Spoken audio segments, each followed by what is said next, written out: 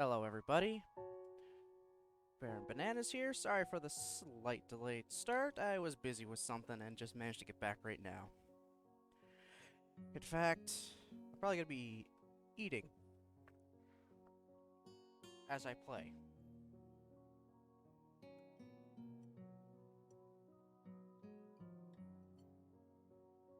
That's good. Alright, so, we're back to Katawa Shoujo. When we had last left off with this one, we went out on the town with Lily, Hanako, and Akira. Went to a jazz club, and me and Hanako just played some pool together. Just kind of slowly talked about things, trying to get each other to know each other a bit better, that kind of thing. Then the next day, we saw Lily and Akira off. Well, at least we saw Lily off as she went into a taxi and going to the airport to see her aunt in Scotland.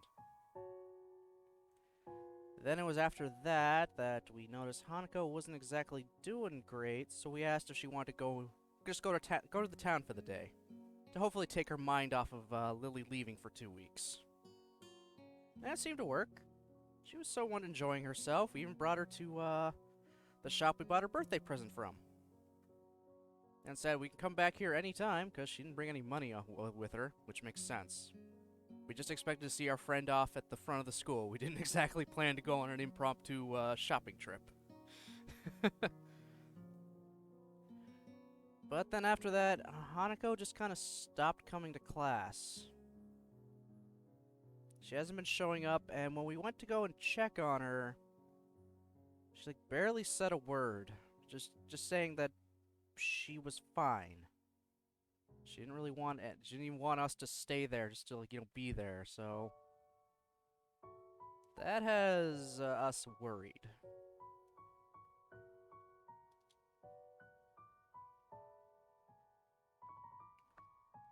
We could potentially finish this off today, maybe. Excuse me, maybe. If not, we can finish it off tomorrow. Regardless, we could this week we're probably going to be finishing off Hanako's route. So, we're going to load up our save and continue on.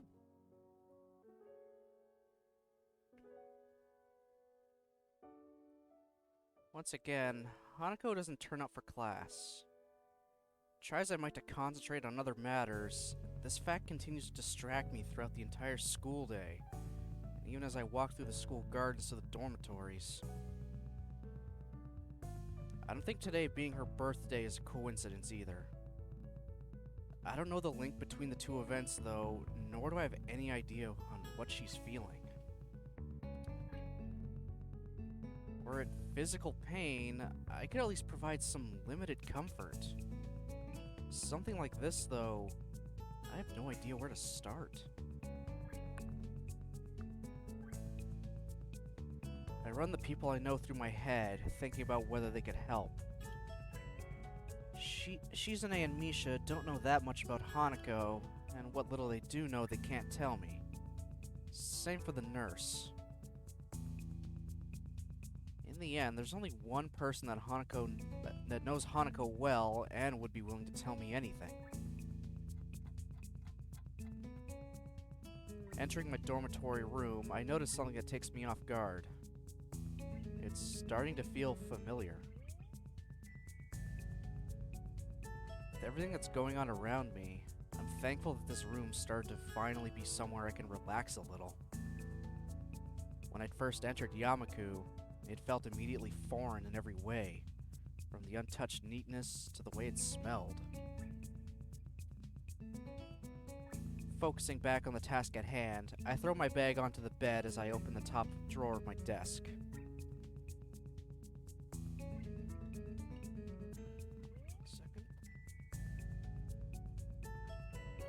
Before she left, Lily told me the number to call her on while in Scotland, and I wrote it down. In hindsight, I wonder if she knew something like this would happen. Now that she's out of reach, I realized just how much both Hanako and I have relied on her for guidance. I dig around drawer after drawer, looking for that damned piece of paper. Eventually, thankfully, I find it nestled under a borrowed library book. Probably should have just entered it directly into my cell phone, come to think of it. Without further ado, I enter the numbers and anxiously press the call button. Eventually, the phone picks up. Feminine voice I don't recognize on the other end. It's probably Lily's mother. Garble, garble, Sato, garble. English? Suddenly I find myself unprepared. I realize I can't understand a word she says, either due to my limited vocabulary or her heavy accent. I should have anticipated this, since according to Lily, her mother is a native Scot. Soldier on and hope that she must know some Japanese, considering it's her daughter's native language. It's Hasao Nakai speaking. An enthusiastic sound of realization can be heard as she recognizes the language. My feeling of relief is immense. Ah, you must be one of Lily's friends from school, correct? Even so, her accent means I have to concentrate to work out what she's saying. Yes, that's right. Pleased to speak to you, Miss Sato. It's so nice of her to find someone so polite. Lily dear, it's for you. Her mother seems nice, if a little over-enthusiastic, given the mundane situation. There's a small silence as Lily takes her time getting to the phone. In the distance, I can just make out her mother scolding her playfully for just getting up. Alright, this is pretty much like in Lily wrote, when Hanako was going through this.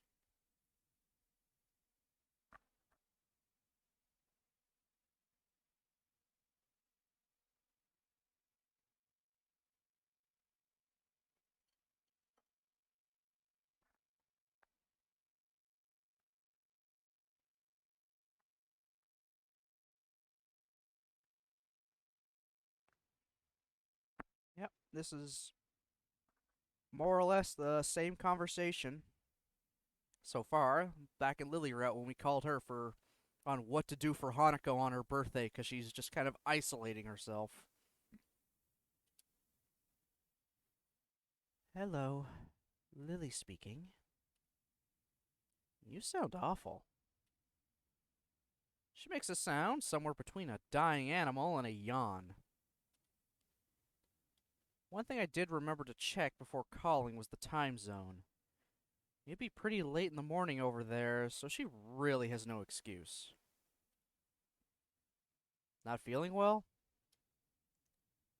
Just tired. What time is it there?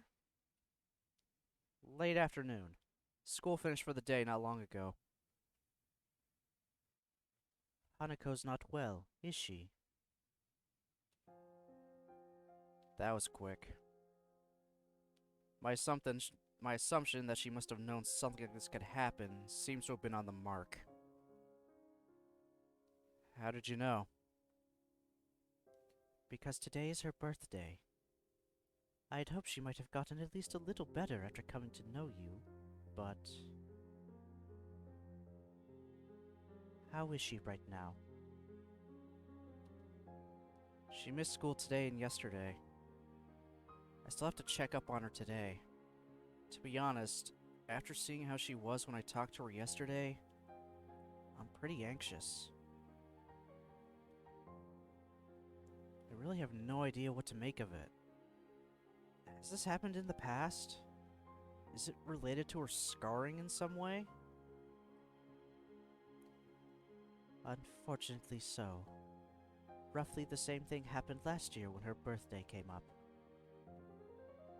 As far as I can tell, it's because her parents died in the accident that caused her scarring, and Hanako blames herself for their deaths.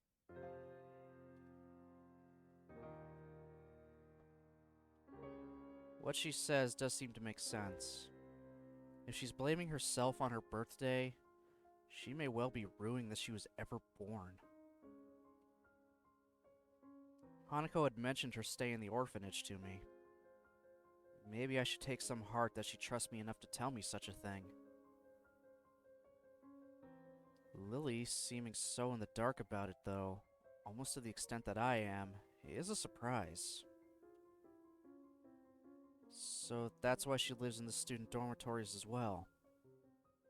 Has she told you any more about the accident? As close as we've come, she's barely told me anything about what happened. What I know about it is largely conjecture. She sounds depressed, almost defeated.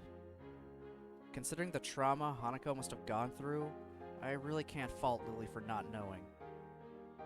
Nevertheless, she still seems to consider it a personal failing. Don't blame yourself, Lily. With everything she's gone through... There's a long silence from the other end of the line. I begin to wonder if the call cut out before the voice at the other end speaks once again. There is another person, though, that has been a subject of worry for me as of late. Oh? I run through the people she could be talking about in my head. The only friends she seems to keep very close are Hanako and me, though there is Akira as well. That person is you, Hisao. There's another silence on the line, but this time it's caused by me. Making others worry about me is something I very actively tried to avoid since coming to Yamaku. Indeed, even my interaction with Hanako has helped stave off any major health problems, thanks to our relaxed and slow-paced lives. Huh. What is there to worry about over me? I apologize. I didn't mean any offense. Sorry, I was just taken a bit off guard. Still, isn't Hanako a bigger problem at the moment? For some time now, I've thought that the both of you may be feeding into each other's more worrying habits. I tried to amend this before leaving, but it seems to have done little. Worrying habits? When I asked you about what you had in mind for the future, your answer was very similar to what Hanako had said in the past when that question was posed to her. It is well and good to want to protect her, but I fear that treating Hanako like this, as if she were a daughter or someone in need of special care, is only going to achieve the opposite. The situation got effectively turned on its head. After everything that's happened, this is the first time I find myself doubting Lily's judgment.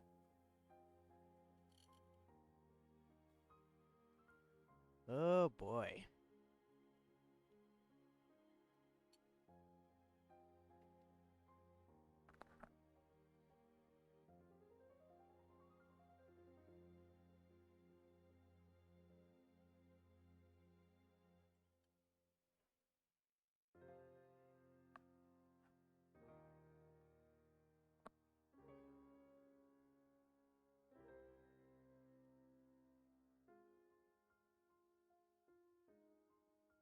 Yeah, I'm hitting the save button there.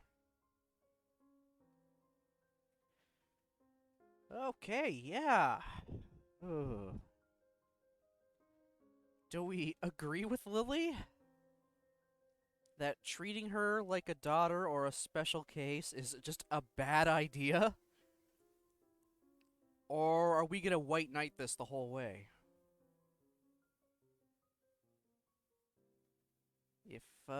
If anything, Emmy's route taught me one thing, it's that people don't need the white knight. They don't need someone to come in and rescue them. Because they've managed to survive up in their lives up until this point without you, so what are you gonna do? What makes you so special that you think you can change them? And rescue them from their problems?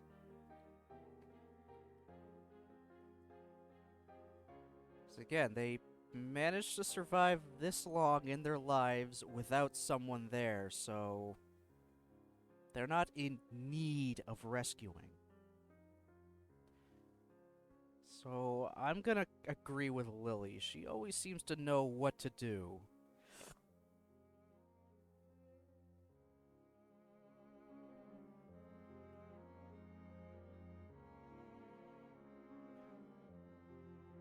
I don't want to admit it, but she may have a point. Something else bugs me, though. And you tried to amend this? Wait. Our outing into the city? Quite astute. I thought that it might help if I dragged you both out of Yamaku and into the wider world. I'm thankful you became closer for it, though. So she noticed that. I suppose she may well have been paying attention to us, and her hearing's incredibly good. Quite likely good enough to have picked up what we were talking about if she tried. This sounds more and more like you were manipulating us. Silence. It's a harsh way of putting it, but I have no intention of stepping back from those words. I'm sorry. I was just worried about you. It's fine. I guess there are more important things anyway. It's not a total surprise that she'd do such a thing. Her motherly nature can be slightly overbearing at times, but she does have the best of intentions. So you think I should think more about myself? I think about myself more instead of trying to cater to Hanako? That largely sums it up. Again, I'm sorry for not telling you this in a clearer way before going behind your back. I know I'm at least guilty of being overprotective of Hanako as you, but I fear that you are neglecting yourself in your efforts to give Hanako happiness. Do you really think Hanako will be okay? She isn't as fragile as you think. I don't know exactly what experiences she's lived through, or what feelings she has in her mind, but she has managed to work her way through them until now. Exactly. She managed to get this far on her own, so clearly this isn't something that I mean, it is debilitating in a way, but it's not something she can't live with. She can live through it. As shitty as it is, she is able to get through it on her own. She's a strong, independent woman? Exactly, yeah. She's stronger than she looks, even if it is kind of a terrible thing that she's isolating herself from everyone on her birthday, potentially, wishing she was never born so her parents could live. She's managed to live 18 years. She can get through it, she doesn't need the White Knight. We'll come out stronger on the other side, possibly traumatized, but yeah. I mean, she's already traumatized from her parents dying in a fire. But she's getting better.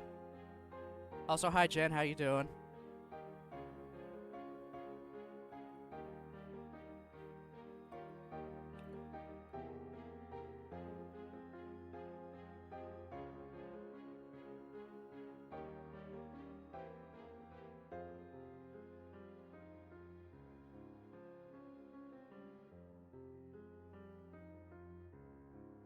Doing okay, just sleepy.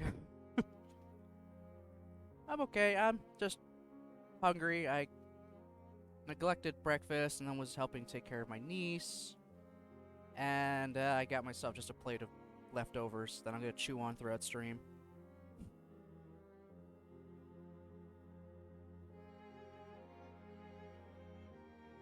But other than that, I'm good. I think 7 weeks? So, like, almost 2 months? Or something like that? She's like maybe 2, 3 months old at this point. But she is, alert. She's already rolling herself over. Kid's gonna be smart, we know it.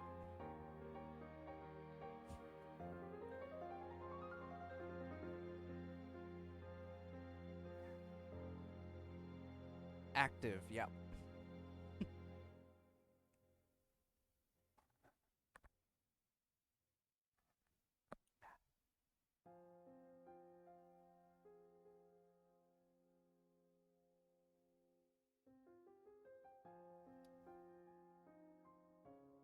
It's also my hope that giving her a little space will allow her to decide what she truly wants for herself, and give her the initiative to reach out for it.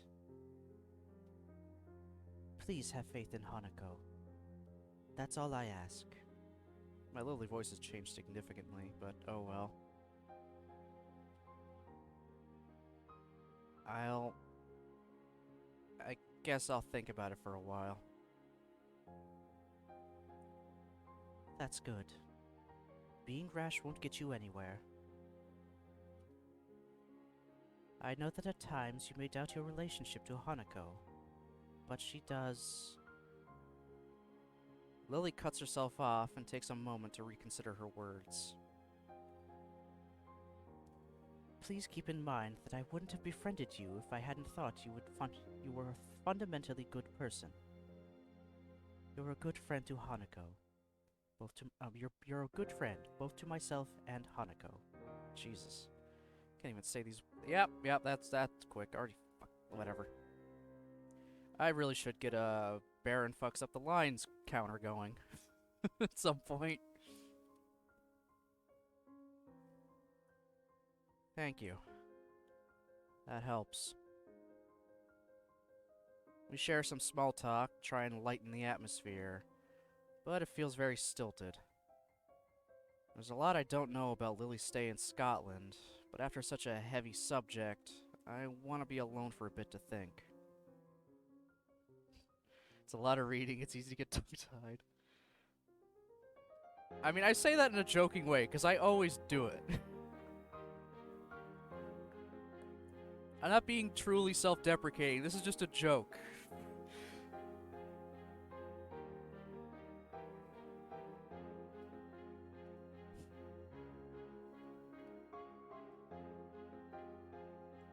After a few minutes, we end up saying our goodbyes, and I set my phone on my desk. Compared to Hanako's situation, mine feels utterly mundane. I still have both my parents, I had a reasonably normal childhood, and unlike many in Yamaku, my condition isn't immediately visible to the public. But then again, isn't this just an attempt to justify the way I've been acting towards her? That may well be what our pasts were like, but when it comes to the future, I still have no idea what I want to do. In school, I've just concentrated on each day's work, and I've put off more and more things to cater to Hanako. I recall the words Muto told me after Hanako's breakdown, about the purpose of Yamaku and my education. In hindsight, he was probably trying to push exactly the same thing. Just what have I been doing in the time since my heart attack? If I ever did manage to get Hanako out of her room and to open up, what then? I look out of my dormitory window as the sun slowly sets. It's a nice sight, but what I really savor is the quiet as the students return to their dormitory rooms. All I want to do now is think. I'm not sure how much time I have, but I want to work out where I'll go from here.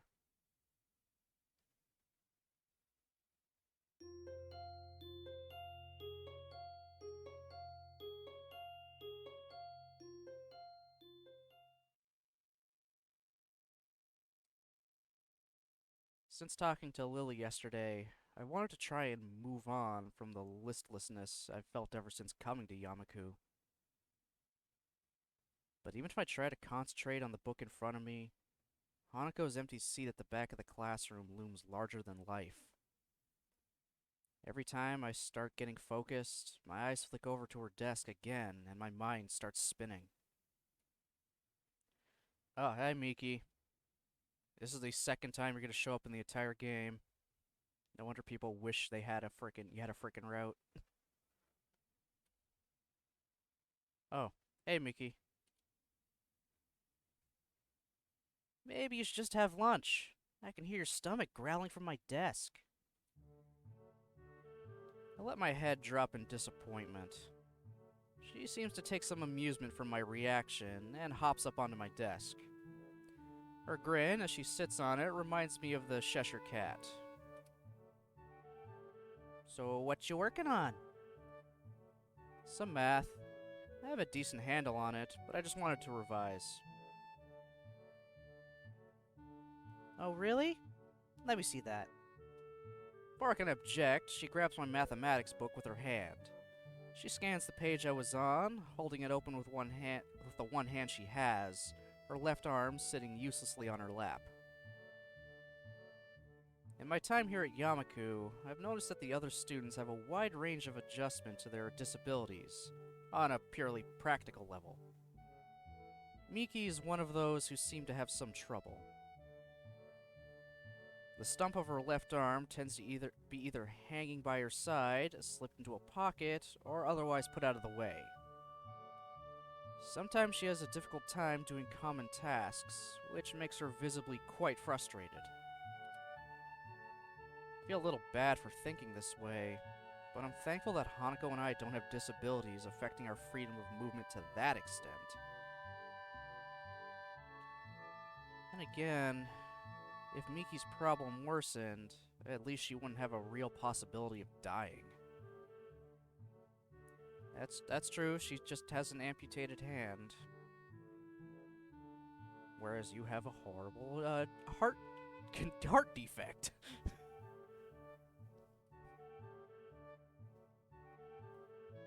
My attention is refocused as she thumbs through a few pages, skimming their contents. With such casual interest in the subject matter, it's clear by now she won't be any help. I'm guessing you're not too interested in this stuff? Screw math. It's boring as hell. She puts the book back in front of me with indifference. Her eyes move to the notebook beside it that I've been working out practice equations on.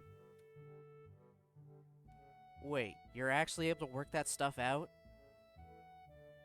Yeah? Wow. I've never talked to a computer with legs before.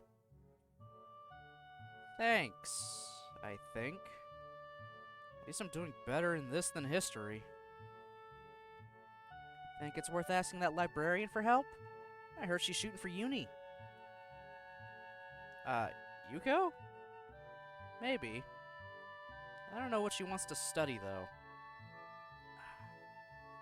Dang nose. So what about you? Got anything you're thinking of doing after you graduate? Me? Nah, not really. Just enjoying it while it lasts. She looks a little awkward when asked about her future, and absent-mindedly rubs her left forearm. I kinda want to ask her about it, but I don't think I know her well enough to do so.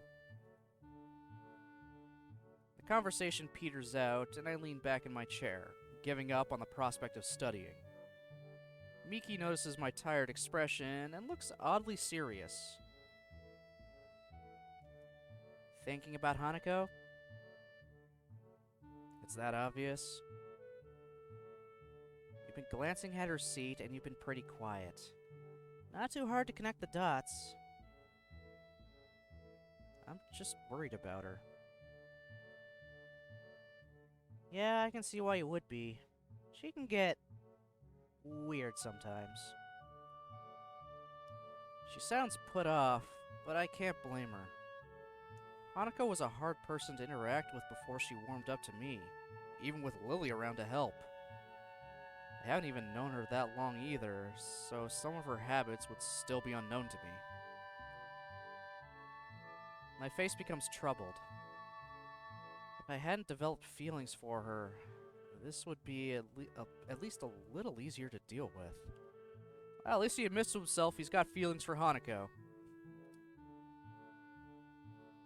I mean no offense. She isn't a bad person, I know that much. I know, I didn't take it that way. It's just harder to deal with when, well, you know, you have feelings for someone. Yeah, in our first conversation with her, we kind of had a choice between saying we actually did potentially like Hanako or not in that way. And that's just a continuation of that.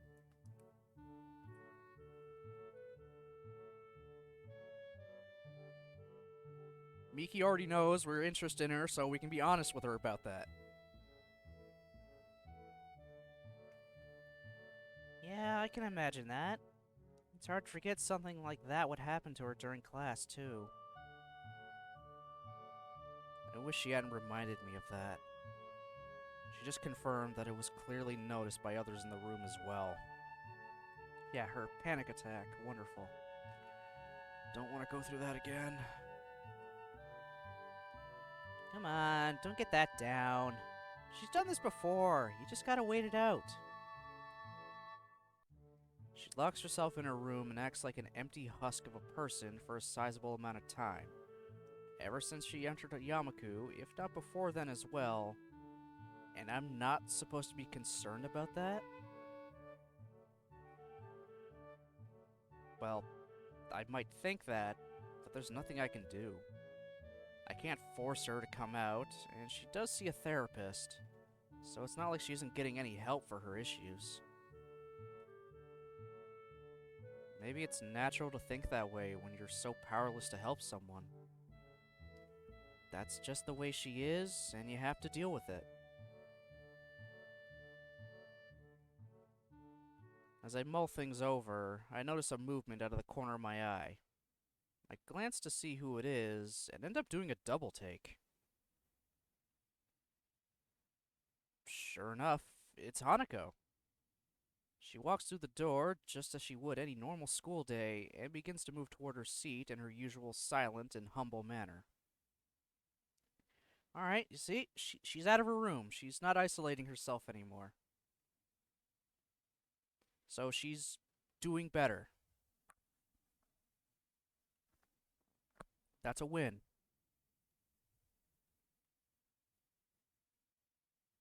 She looks at me for a moment before blushing and looking away in embarrassment, which makes me realize that I was staring at her. I feel sorry for that, but not doing it is hard after all that's happened. The girl sitting on my desk looks at me, grinning. See? Your sweetheart's back already. What did I tell ya? You be quiet. It might only be meant as a joke, but she gets close enough to make me quite uncomfortable.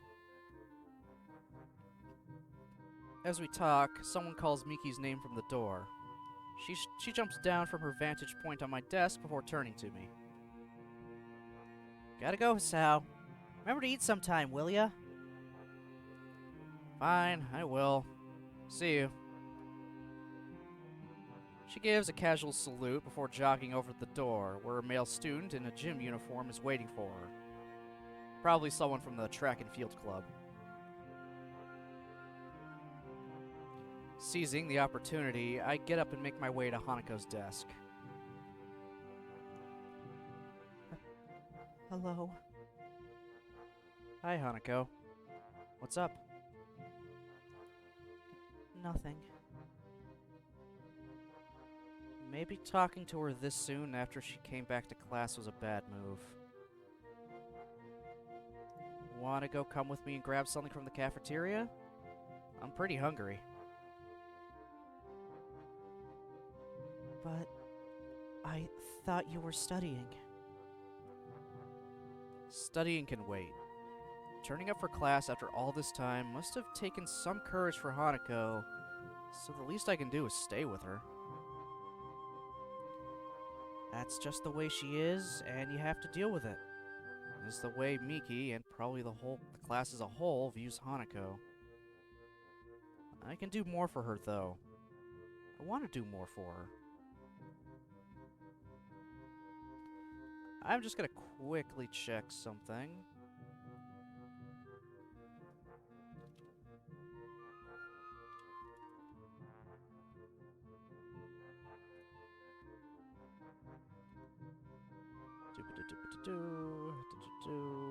Clickety click.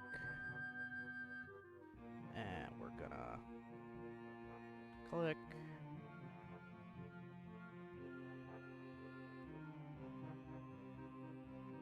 Okay, cool. I'm fine. Everything's good.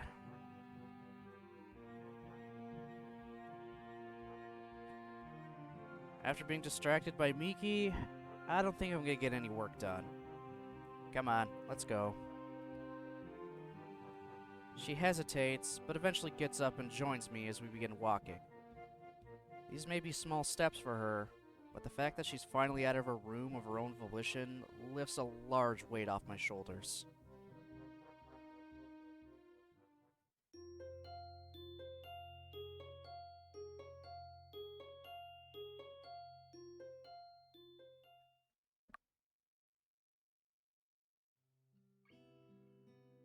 My pen busily scrawls onto the slowly filling page of my notebook. My other hand remains on the page of a reference book I borrowed from the library, marking my spot as my eyes flicker to and fro. As I work, I occasionally mark red circles or underlines onto photocopied sheets of paper that lie on the table in front of me. Wanting a change of scenery from the library, and to avoid the distractions of the classroom, I decided to make use of the Shanghai for some quiet study time. Well, I got both puppers in the room now. It ended up being nice and quiet as expected, and being able to get coffee while I study is a nice bonus.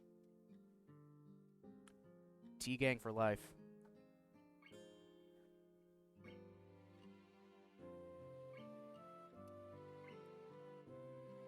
Hanako may have returned to her normal self since she came out of her room, but I've done quite the opposite.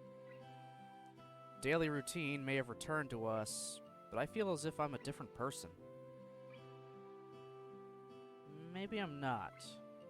It's only been a few days after all, since I decided I wanted to try and get out of the rut I'd found myself in after my accident. But I want to change, and I'm now actively working towards that goal. Or at least, I would like to think that I am. Ugh, this is impossible. Brute forcing this isn't gonna work. What's more, I have another piece of writing I have to do after this. I fear that's going to be no easier. I look up in mild surprise to the source of the tentative voice. Yuko stands at the head of the table with a damp towel in hand, clearly haven't taken the opportunity to clean the tables while no other patrons were around. She looks curious, her eyes as much on my work as on me. What's the matter? I was just wondering, what sort of work are you having so much trouble with? Oh, it's just history. I'm fine with science and math, so I'm trying to get my other subjects up to par. Yuko looks positively delighted at this development. I feel like I just chose the right answer in some big quiz show. Oh! I think I can help you with that. If you don't mind, of course. I briefly considered turning down the offer in order to not cause her too much trouble, but she looks too excited about this for me to do it. It would be mean to shoot her down after that, after such a reaction. If you're willing to help, I'd really appreciate it. She claps her hands together and quickly deposits her towel on the counter, before returning and taking a seat across from me. I take my notebook off the top of the textbook and hand it over for her to peruse. So, you're studying the Edo period? Yeah, I'm not really much good at this, though. She takes the textbook and reads a few pages from a random section near the middle for a bit.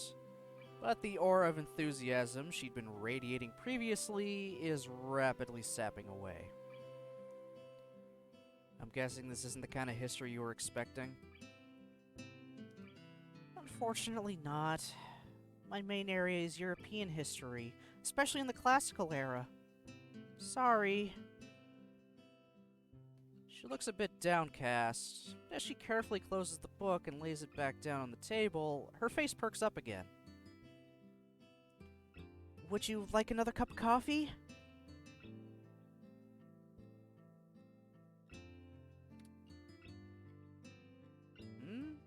Oh, yeah, sure. I reach forward and get my book back as Yuko gets up, takes my mug, and slowly walks over the counter to make another brew. As usual, she's absolutely silent as she does this. Every ounce of her concentration is focused on not tripping over or dropping the plain white mug. Oh, Yuko. People also wish for a Yuko route. Just gonna close my door 1 second.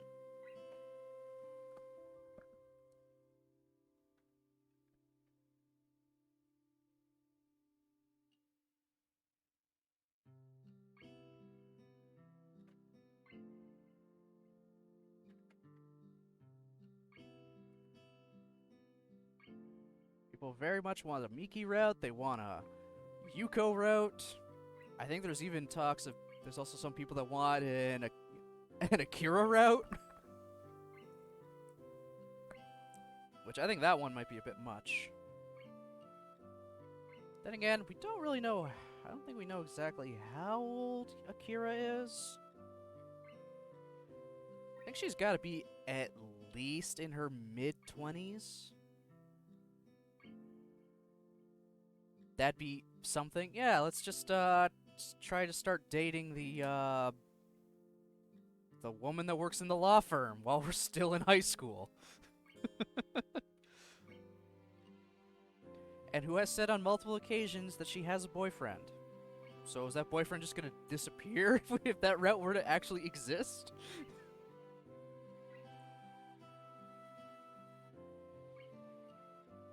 A Yuko route seems more possible, because she's probably like 20-something.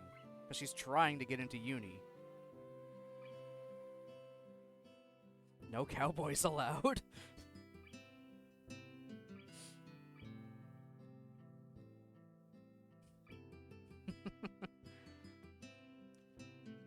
While there's no actual route for them, there's very obviously plenty of fan fictions with the pseudo routes of having those.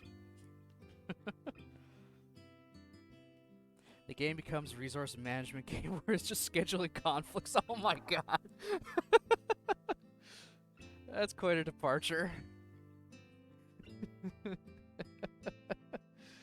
Oh, that's amazing.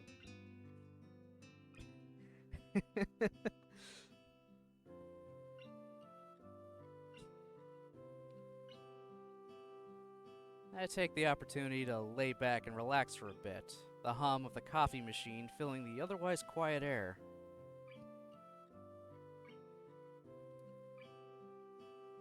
It's small details like that which make me realize how much I've come to appreciate the little things in life. The peace and quiet of the local town, the discipline and order of Yamaku, the green of the trees that were so rare in my home city, the relaxed pace at which the aging residents live their lives. Everything feels so certain. It's comforting. I can feel myself beginning to nod off when the sound of the mug coming to rest on the table grabs my attention. Seems like it arrived not a moment too soon. Yuko takes her previous seat once again as I pick myself up and bring a hand around the mug to check its temperature. It's just a little too hot to drink right away, so I blow on it a little. You got a cat's tongue there, Hasao? Can't handle hot beverages? Gotta constantly blow on them?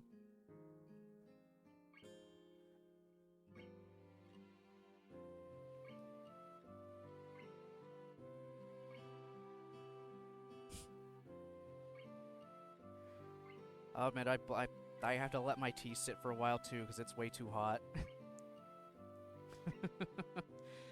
Same with soups. I gotta let those sit or blow on them a lot too, so I probably have cat's tongue as well.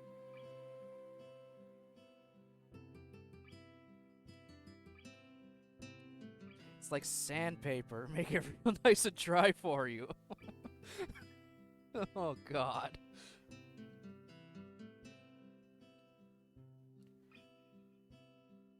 You do know that saying, right? I'm not being crazy, am I?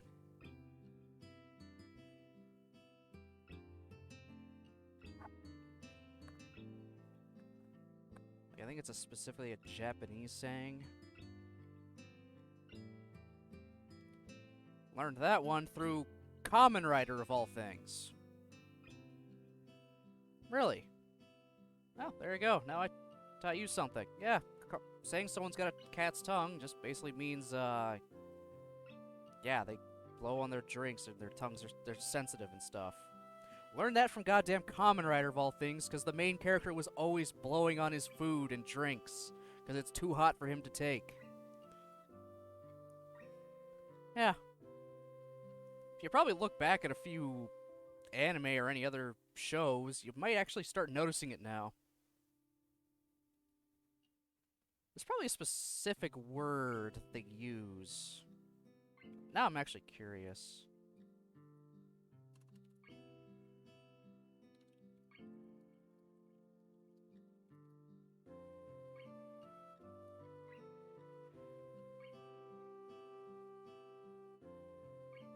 Okay, the word is nekojita, literally cat tongue, inability to take hot food or drink. Some believe that this word came into existence due to cats themselves disliking hot things. There we go.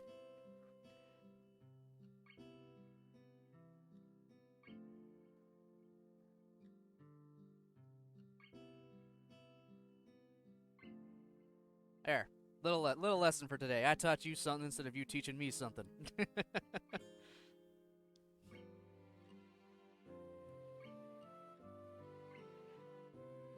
It's a shame you don't like history all that much.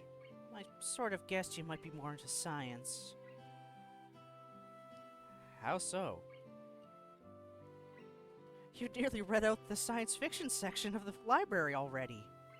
It wasn't hard to notice. You do have a good point there. Well, what can I say? You've pegged me just about right.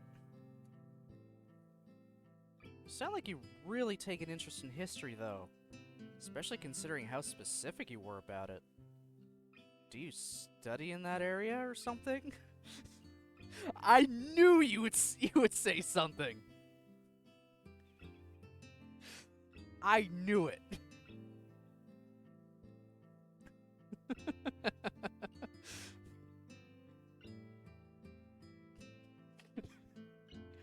Oh, God. I know you too well.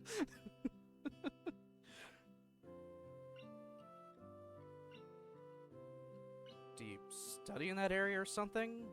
Go on digs overseas? No shame, no shame. Yep.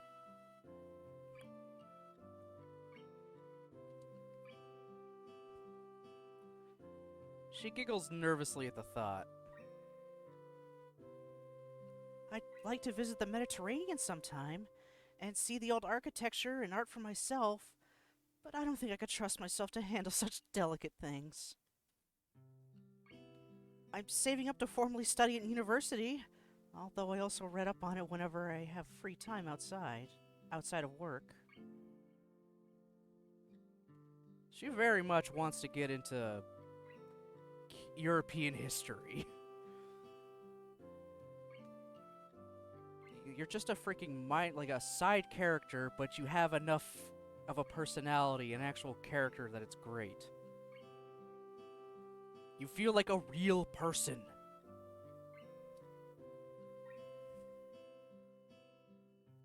So Miki was right about her university aspirations. Considering how she fares as a waitress, a more theoretical path may suit Yuko better. It's nice to hear that she has some ambitions, though, considering how hard she works.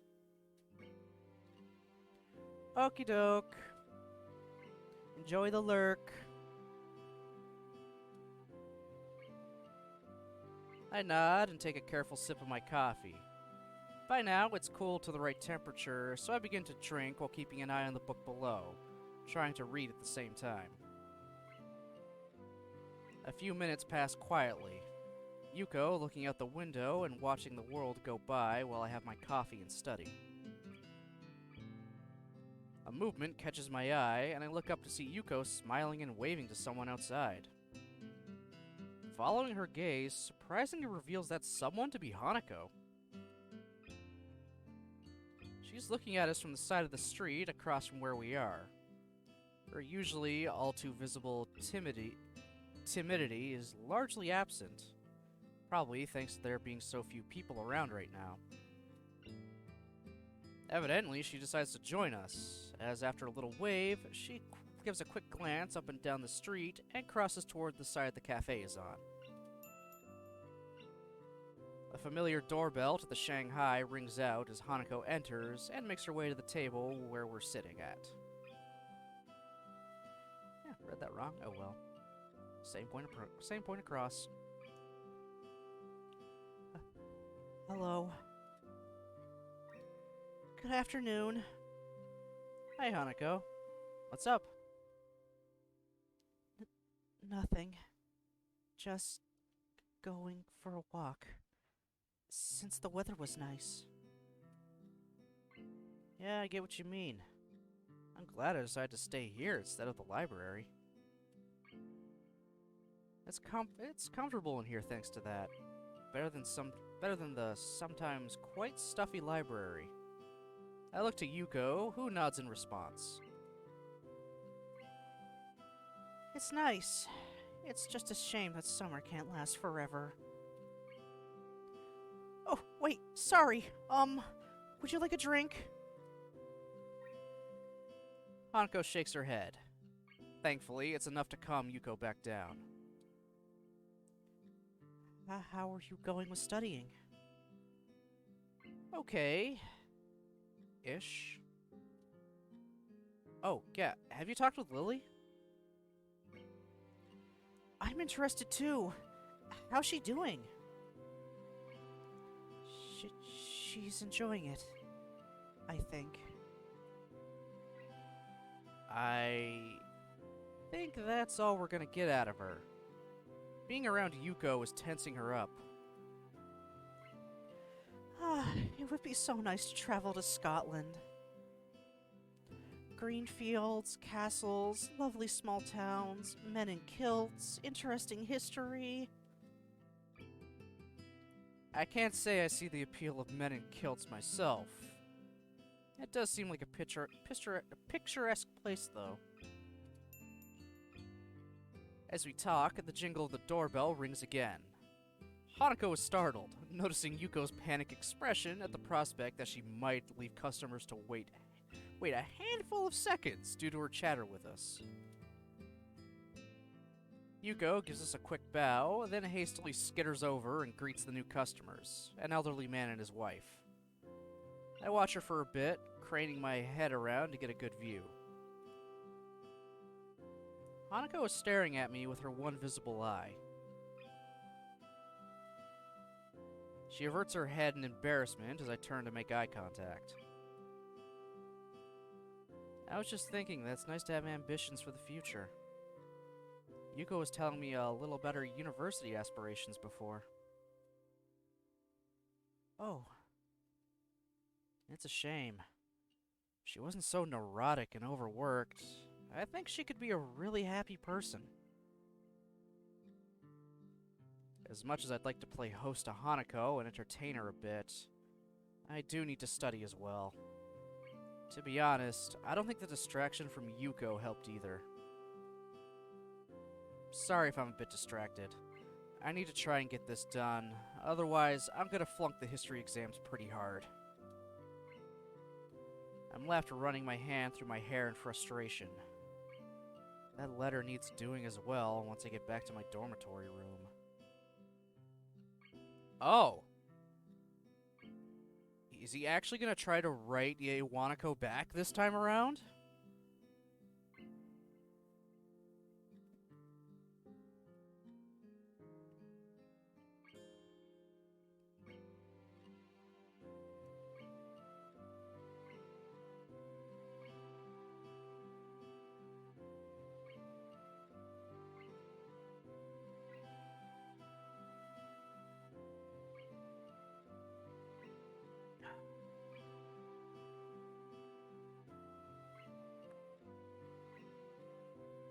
That's something. Last two routes, he read the letter and then, like, basically tried to throw him out 2 times. Lily's route, he started to I think he just kind of read it quickly. Emmy's route, he started reading, then he threw it, then he grabbed it again and read it out fully. This time, yeah, he read it. Now he's honestly thinking of writing her back. He might actually take her up on the offer to correspond. That's something. He's kinda slowly gonna let it all go. Just like, alright. What happened in the past, happened in the past. Let's just move on. I hope I have more luck with that than this. Damn. What with? Oh, I was going to write to Wanako. Right now, though, this is more important. All I've done is rattle myself. I can't focus on the work in front of me when my stomach is slowly turning at the prospect of actually attempting to write her back after all this time. Force myself to concentrate on the book, picking up my pen once I have a quick sip of my coffee. After a few seconds, Hanako stops silently watching me and leans back in her seat, relaxing as much as she ever seems to be able to, looking out the window to pass the time. Yeah, I think I read that a little goofy. Oh well. That's why it's also on screen for everyone else to read. We stay like this for a long time before leaving for the dormitories together. I'm surprised she had the patience to wait me out. Iwanako's letter lies on my desk, beside a blank sheet of lined paper and an unused envelope. The tapping of my pen is the only thing to be heard this late at night. As I feared, my second task for the day turns out to be just as difficult as the first, if not harder. It's been so many months since we even saw each other. Even so, I can still remember what she looked like, what she sounded like, and what she acted like. By now, though, the little details are beginning to slip away. When I first saw her letter, I barely recognized her handwriting at all. Even the pink pen she always used was forgotten until her writing reminded me of it. I wonder why she didn't use it for the letter. She used to write everything with it. Maybe she thinks it's too immature now. I should be thinking about myself and about what I want to communicate to her. My mind can't stop concentrating on her, though. On the past we shared before it was taken away so suddenly. The bright and slightly garish decorations suit her sense of aesthetics. Picking up the letter to take a closer look at it, I give a long sigh. This is the last link binding me to my past. Iwanako didn't suddenly cease to exist when she left my hospital room for the last time, but I needed this letter to remind me of that.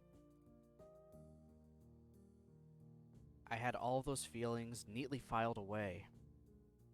It felt as if I didn't need them, that I could just begin life completely anew. It was easier that way.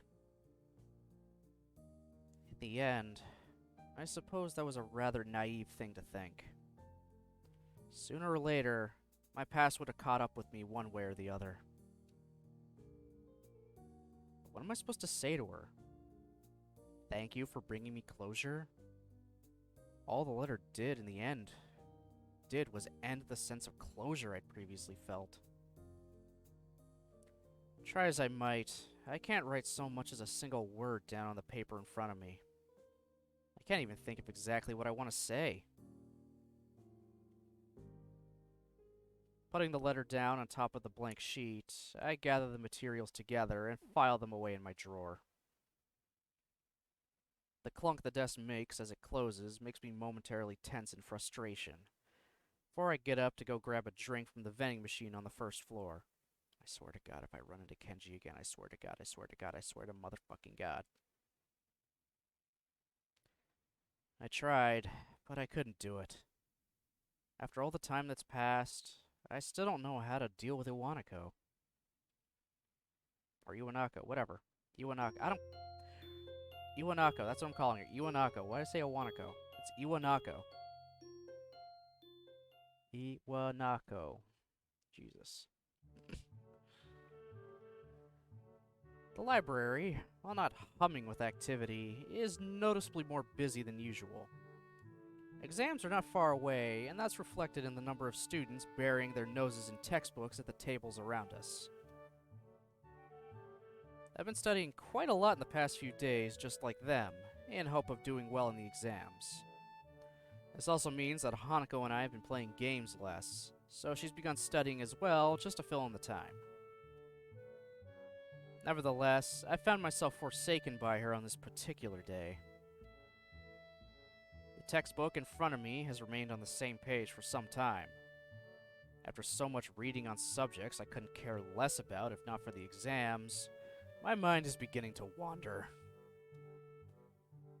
I find my eyes flicking over to where Hanako would usually be, just like on the days she wasn't in class. Her usual beanbag in the corner of the room is conspicuously unoccupied. It was here that we first really met. I tried to start a conversation with her, she got skittish, and eventually bolted from the room altogether. I probably shouldn't smile about it, but it was kind of amusing in hindsight. Nowadays, it's more and more difficult to imagine her doing such a thing. Even with Lily gone, she's been doing well now that she's come out of her room. I want to talk to her, or at least play another game of chess. I'm tired of studying, and it's been a few days since we've really done anything together. The question of where to find Hanako isn't a particularly difficult one. If she's not in the library, chances are she's either in the tea room for some peace and quiet, or in her dormitory room. Deciding to check them in that order, I pack up my books and make my way out of the library. I stretch and give a loud groan as I walk down the hallway. Studying may be frustrating at times, but with the progress I feel I've made, there's also some sense of pride in getting it done. It's a good feeling. There isn't a sound to be heard from the inside as I stand in front of the door to Hanako's room. I guess that isn't very indicative of whether she's inside or not, given how quiet she usually is. Still, she wasn't in the tea room. I try knocking lightly to make my presence known, but I'm surprised to find the door unlocked and yielding to my touch. With a small creak, the door opens. Looks like my suspicions were correct. Hanako is indeed here. She's sitting at the table with an open book in front of her, but pays no heed as she keeps looking out the window. She looks utterly oblivious to my presence. With her head thoughtfully resting on her hand, she looks calm and collected. It's a shame she can't look like this more often.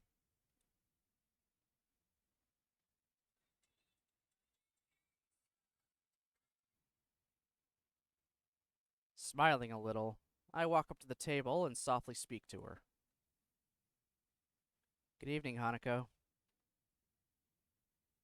Hanako's head turns a little to see me, but she's still only halfway there. I put a hand on the table and lower my head to better look at her face, mildly curious about what mood she's in. What's up? She gasps a little, finally acknowledging my presence in the room for the first time. Hanako's blushing really heavily. Her mouth is open just a little, as if paused mid-sentence. Most striking, though, is what she's doing. She's looking directly at me. Her eyes are pinned on my own from such a close distance that I can almost see my reflection in them. They don't turn away, nor move at all. They're absolutely still, just looking into mine. They're dark and give her an almost analytical air. Even when reading on subjects she has no interest in, she would appear to be wrapped in her work to a casual observer. She absorbs information very well, and even now I can feel that. I feel like I'm seeing something behind those eyes that I never saw before. I don't know what it is, though. Hanako? Her lips move just a little, silently mouthing something. She looks like she's on the verge of saying something, but won't say it. But that's the way Hanako always is. On the verge of saying something, but never quite doing it. As I look intently into her eyes, I realize something. Everyone has their own thoughts, things they want to say, their own worldview. But I can't work out what Hanako wants to say, and I can't work out what she's thinking. I never have been able to. It's frustrating. It feels like I don't know her at all, despite all the time we spent together. So? It's only now that I find myself blushing. I've been looking directly into Hanako's eyes from such a short distance, with absolutely no regard for her, and she's been looking into mine without shrinking away, or shirking away. I quickly look away while covering my face with my hand. Hanako does the same. Another awkward silence reigns. I hate these. First, I accept them as just being a fact of life around Hanako, but now all they feel like is an affirmation of how little we're able to communicate. Some anger makes its way into my complex mixture of emotions I'm experiencing right now.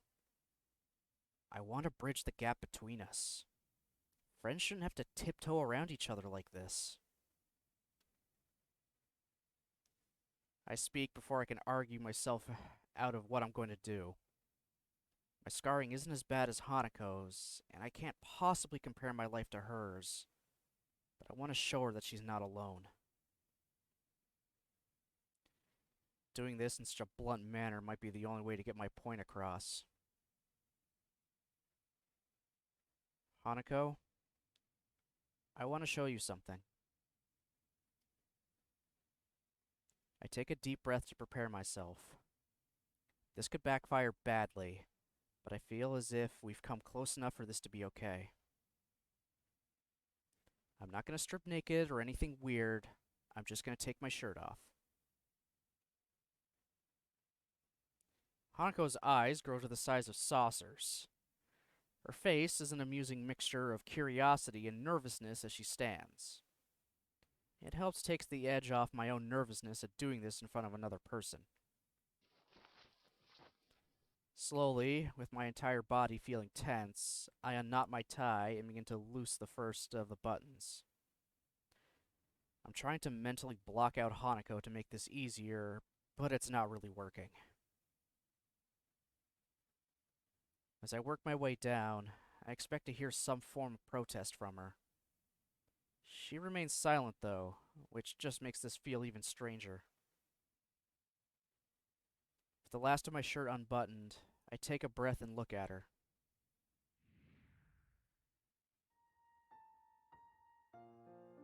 Hanako's gaze is fixed on my scarring, as expected, and once I nod to say it's okay, she steps forward and tentatively places her hand on the vertical line running down my chest. The scarring on her hand, a pattern of damaged skin across its surface, contrasts with the single uniform line that makes up mine. Her hand isn't trembling at all, unlike what I predicted. This is... The scar from the surgery that followed my heart attack. The surgeons had to cut open my chest to operate on my heart. I never knew. Hanako's words are calmer and softer than usual. The soft feeling of her fingers moving from my scar to my breast makes me hesitate a little before continuing on. You're the first person to see this since I left the hospital. But why are you showing this to me? I wanted to prove to myself that I could do this. That I could accept my past and move on. I wanted to show that to you as well. She nods. From her reaction, she seems to know how difficult this is for me. More than anything, this scar represents a visual reminder of my condition. A reminder that I'm not normal anymore. That's something that, until now, I had tried my hardest to ignore. As the minutes tick by, Hanako's gaze lingers. Her eyes look less focused on my scarring than before. The situation feels a bit different than it previously did, and makes me feel slightly uncomfortable. Is this a Poggers moment? I mean, it's a big moment for him, because he's finally accepting the stuff that's happened to him and showing off the reminder of that.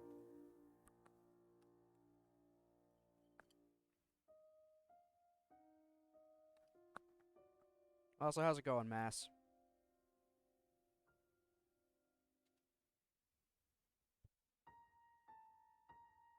Her hand retreats, and I draw my shirt closed and begin to button it up. Her blushing face suddenly returns to its typical tense and timid state as she looks away. The room is completely silent as I fix my shirt and tie, feeling put off after such an unexpected intimate moment. So, I guess you're not the only one that's scarred. Hanako smiles a little at the joke, thankfully lightening the atmosphere a bit. Thank you, Isao. I think I understand. I give a long sigh of relief. I really didn't know how she'd take it, but I'm glad everything seems to have worked out as I hoped. Hanako's smile only proves that further. I'm finding the path I want to follow now, and what Hanako needs to do is find her own. It's something I can't help her with, and it's something that she needs to overcome her past in order to do. Hanako checks her watch. It's getting late by now. Isao, Yeah, I'd better be going. I'll be thankful for some sleep. It's been a long day after all. Good night, Hanako. Good night. I make my way out of her room and into the hallway, remaining silent as I do so. I think both of us have gone through a few emotions today.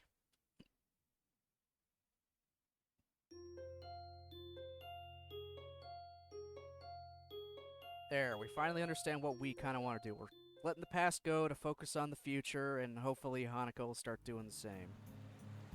We can only hope. The heat of the summertime sun beats down on my sweating brow. Dabbing with a handkerchief doesn't help too much in making me any more comfortable. Giving up on the idea of getting more done today, I stop and lean against one of the overpass fences, resting my bag on the ground. The stores in the town below Yamaku are well stocked and offer enough variety for me to get by, but at least an occasional shopping trip to the city is something that can't really be avoided. I've been here a few times now. The city's layout is getting more familiar, and the nostalgia from its atmosphere is beginning to wear off. I realize that I've begun to wheeze. I sound like an old man that's exerted himself, and having to connect that to the fact that I'm the source is a bit disturbing. I put a hand on my chest and concentrate for a bit to make sure I haven't gone far enough to cause any further problems. Thankfully, my heart is acting normally. There's no dull pain, and the beating is regular, a bit fast-paced, as I recover from overdoing things in this kind of heat. I hate my body.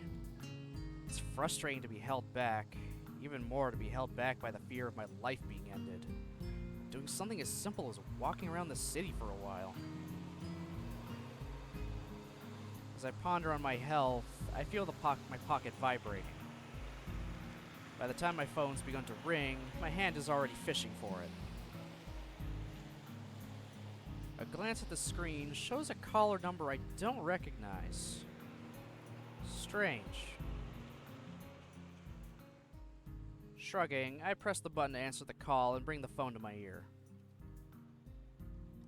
Hello, Hasao Nakai speaking. The sound of a couple of short breaths can be heard, but no actual speech is forthcoming. Hello? Hisao? It's Hanako. Her voice is really easy to place, even if I have never heard it over the phone before. Hanako? Sorry, I wasn't expecting you to call. What's up?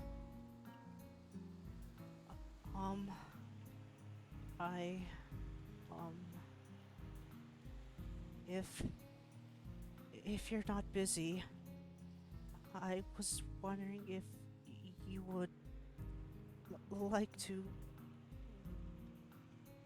Meet up? Yes. I mean, She sounds really wound up about this. I can hear muffled voices in the background, and it's about time for afternoon tea, so I guess she'll want to meet me at the Shanghai or something. That sounds fine. Are you at the Shanghai? I'm in the city. Hanako's here?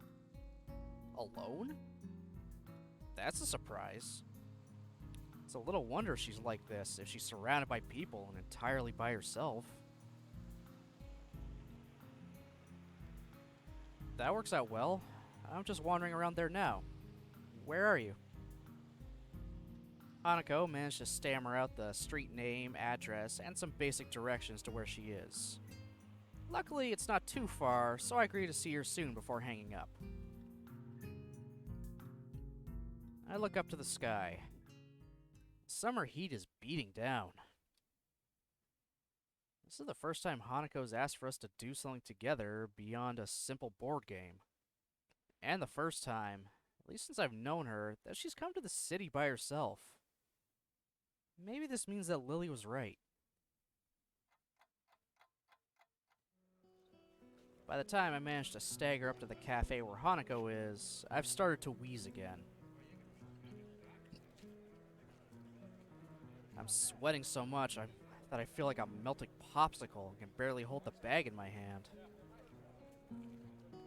I need to sit down. Badly. The tables outside are all occupied by busily chatting couples and girls gossiping between themselves. The contrast between the different age groups and fashions of the people here and the people from town near Yamaku is striking. Well, I mean, he has a heart condition. If he He's a heart condition. If he gets his heart moving too fast, he could actually straight up have a heart attack and die.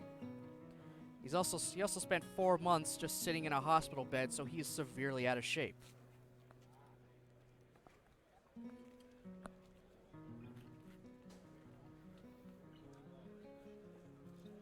Couldn't even play soccer anymore for fear that it could, kill him. That's why he's at this school to begin with.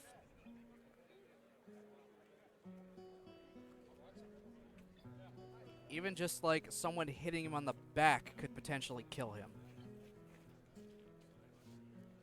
He's like a ticking time bomb, basically.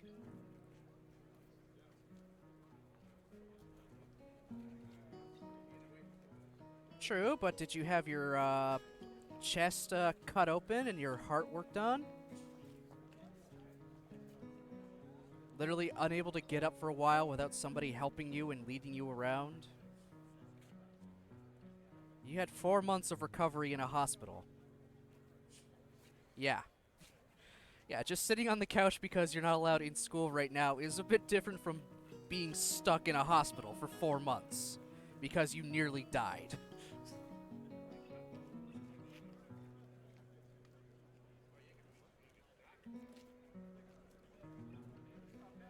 I scan over the people sitting at the tables, but I can't see Hanako.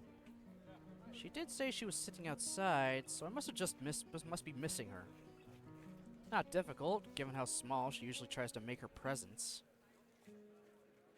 Looking around again, more slowly this time, taking particular care to see if I can find Hanako's hat. It's pretty distinctive, and I'd be very surprised if she wasn't wearing it. There she is. Sure enough, her head is kept low, and the table she's sitting at is right beside the building in an inconspicuous corner. I walk up to where she is and make sure I've gotten her attention before I sit, lest I give her a scare. She notices me and gives a small wave as I arrive at the table. Are you feeling okay? I try my best to laugh it off, but doing so just makes me more out of breath. I'm very fit these days. Don't mind me. Hanako nods, but still looks a bit put off. Now that I can get a good look at her face, something about her seems a bit different. I'm not sure if my eyes are playing tricks on me, but she looks kinda nice. Her eyes move upwards to look at me, before quickly flicking down again. I begin to think this is going to be a rather quiet meeting, but a waitress thankfully arrives and sets a cup of tea in front of Hanako. Hanako almost automatically turns slightly away and lowers the side of her head.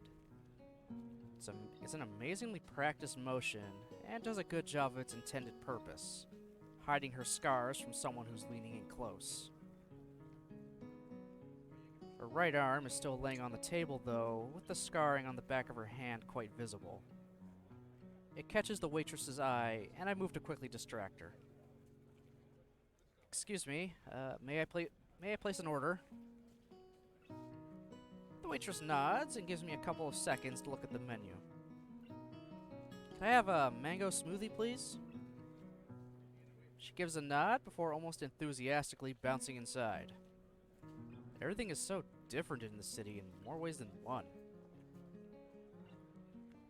Hanako looks back up towards me and adjusts her hat a little. If she noticed the waitress staring at her scars, she doesn't show it. Not coffee? I think I'd die from this heat if I had something like coffee right now. I mean, that's a classic anime thing. Their eye and eyebrows appearing over their hair.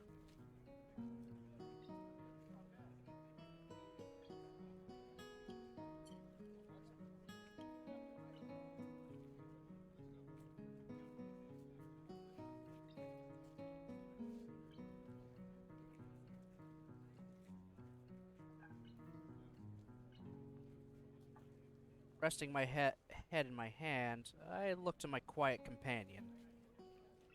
She seems taken aback, A very unexpected reaction to my lame joke. An unwelcome emotion bubbles up inside me as I realize her reason why. Unlike most in Yamaku, indeed, unlike anyone there that I'm aware of, my condition goes beyond limiting the activities I can do. To be more precise, breaching those limits could have much more grave consequences. Thankfully, it's something that's very rarely come up since I entered Yamaku. I thought that it was so rare that Hanako and Lily might not think of it at all. Turns out that I was wrong. Yeah, in Lily route, it came up so damn often. One was you being a dumbass and not taking your pills. The next time was getting a little too into it with Lily, and then you had to stop yourself before you had a heart attack.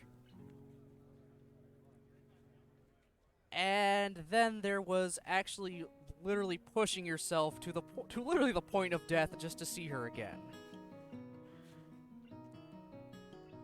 Oh yeah, because we aren't sprinting on a fucking daily basis. Or, you know, shagging. Yeah, we're not super fit. Not like an Emmy route. Where we're running all the time with her.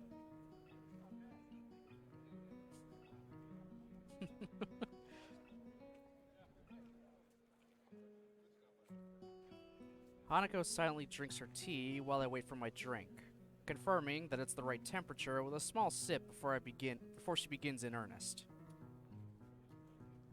I feel guilty for being the cause of an uncomfortable silence, since in the past, I've been kinda hard on Hanako for those. Yeah, she really is. I mean, he even commented on it earlier. He's glad they both live relaxed, low-effort lives. So he doesn't have to worry about stuff.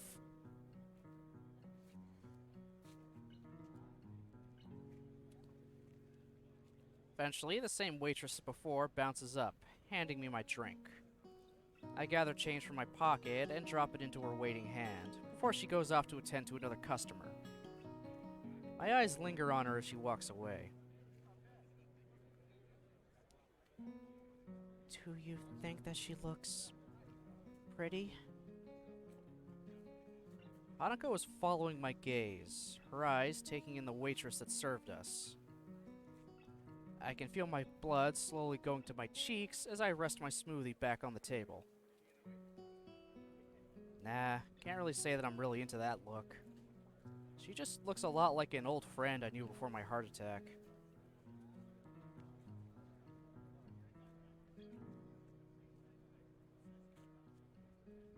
Did you have many friends?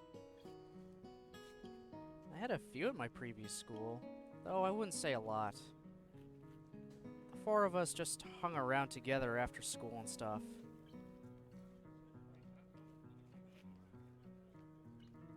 Do you still talk to them? I shake my head. No. We gradually lost contact while I was stuck in the hospital. You're not saddened by that? Or angry? Hanako looks genuinely surprised. I guess it's the right reaction. Well, life did move on for them while I was stuck in the ward. I was pretty sore about it at the time, but now it's just a bunch of nice memories. Besides, once I came to Yamaku, I found new friends as well. That's quite a whitewash of what my feelings were back then. I went through some dark times during my stay at the hospital, and I really am glad that Hanako and Lily were around to help me after I left it. Hanako blushes as we both get down to enjoying our drinks. She seems to have calmed down since I arrived, and I started to feel a little better now that I've had a chance to rest for a bit. So this is getting to be a nice outing already. Even if she's calmer than before, though, she's still fidgeting a bit. She runs her hand down one of her bangs as I try to think of something to say. That's right. I was gonna ask. Hanako tilts her head quizzically. I didn't know you had a mobile phone. How'd you get my number? Lily gave it to me. I should have guessed. You know, you could have just asked. I'd have given it to you. Want to exchange email addresses? Hanako nods, setting down her drink and fishing out her phone from her pocket as I do the same. It's, surprisingly, the same model as mine. Pink, though. Nice phone. She looks to me with a curious expression before noticing my phone and giggling. It's one of the very few times I've seen Hanako let her guard down enough to do such a thing. I didn't pick it out myself, though. Oh? It was a present from Lily. I never really needed a phone, and I couldn't afford one. She bought me one for Christmas, though, saying that we could use it to keep in touch. They see each other basically every day anyway, both in and out of school. And again, Lily does have her class representative duties and other friends that she talks with. It'd probably help for situations like this too, when she's gone away for a while. Lily's a very special person to you, isn't she? She is. I love her very much. Hanako looks down and smiles as she thinks of her. None of my friendships were as deep as theirs, and I have to admit to myself that I'm a little jealous of their relationship. We tell each other our email addresses and thumb them into our respective phones, and I get Hanako's number from earlier and put it into my contacts list. Homoeroticism? Just saying.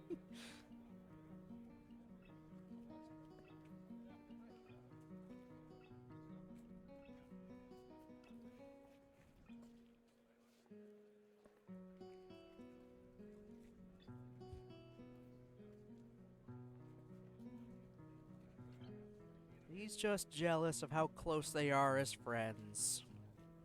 He wants to be on that level.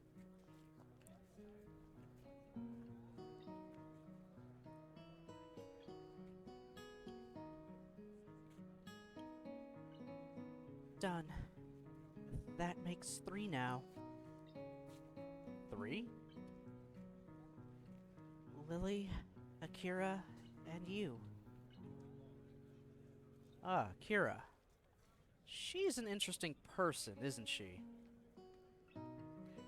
She is. She's also really nice, though. Her suit makes her look a bit cool. I'm a little surprised you know each other well, what with her job taking up so much of her time. Hanako looks down a little and takes another sip of her drink. If I wasn't looking intently at her face, I'd miss the small smile perched on it. I guess when she knows so few people, those she knows must mean a lot to her. How many do you have? Me? About 9 or 10. I hesitate to go into them for fear of rubbing in the fact that Hanako doesn't have parents, or apparently even close relatives. 2 of those are Shizune and Misha too, which is another can of worms. Because of course the 2 of them have your goddamn number. Now the question is, did you give the number to them willingly, or did they look on your file and just take it? I'm willing to bet on the latter.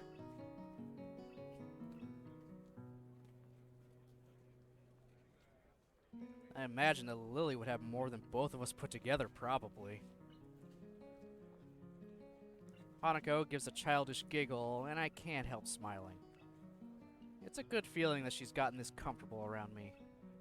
At times like this, I feel like I'm getting close to talking to her true self. Do you mind if I ask something that I've been wondering? Hanako shakes her head as she takes the last sip of her tea, finishing it off. You don't seem very jealous of Lily having lots of friends. Do you want to make some more friends yourself, or get to know some of hers? I'm not jealous. I don't like people, so I don't mind not having many friends. That's really not the answer that I was expecting. She doesn't look fearful or sad as she says this, but rather quite serious. I mean, there's people like that. There are people like that that just don't like talking to people and will have few friends and be a-okay with it.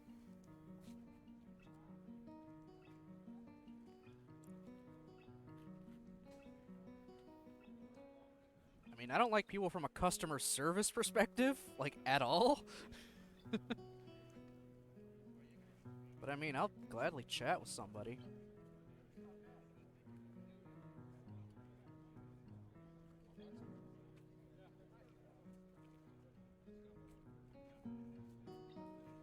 In fact, in all honesty, I don't have too many actual people I consider friends. Mostly acquaintances, but hey, I'm okay with that. Everyone's got their own thing. Some people want boatloads of friends. Some just kind of want a small little group of them. Both is fine, to each their own.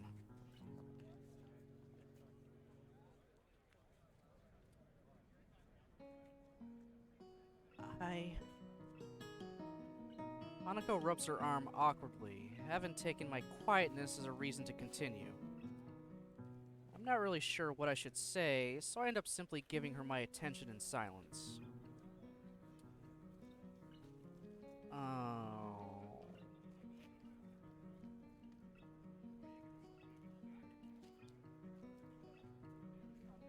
Yeah, you and the gang are all in that close group that I really consider my friends.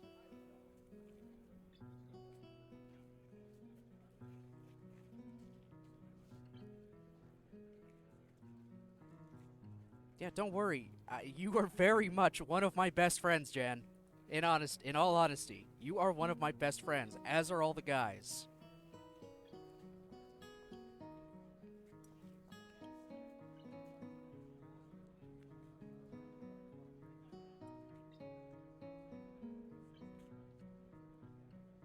It's a pretty big group. Yeah, it's a decent size. It's like kind of perfect for hangouts. It's like the perfect size for that. Want to go and see a movie? Got a nice little group. Want to just chill, play some board games? Perfect little group. Just walk around and talk. It's just a good group. Just a nice sized group. Not too many people that you could potentially feel like you're leaving somebody out. And not too few people where it's like, we don't have enough to do something. I don't know, it's weird. I just feel like it's just a great sized group of friends.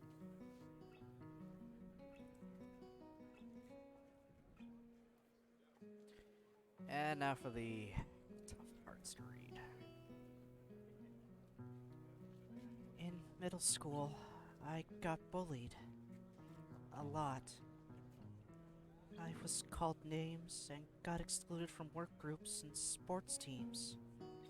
There were worse things too. Come on. And that's what made you not like other people? She shakes her head. That was elementary school. Oh, god damn it. I feel bad for bringing this up now. Adults have enough problems dealing with Hanako's scarring. Children would be all the worse. I'd assumed that the way she tried to make her presence not felt was just to avoid people staring at her. or because she was afraid of them. Certainly not because she genuinely didn't want to interact with them in the first place as well. I noticed the condensation from my neglected smoothie forming a little puddle around the bottom of the cup, so I take the opportunity to finish it off. As I drink, she begins to fiddle with her phone. It looks like she remembered the people around her again and begun to tense up.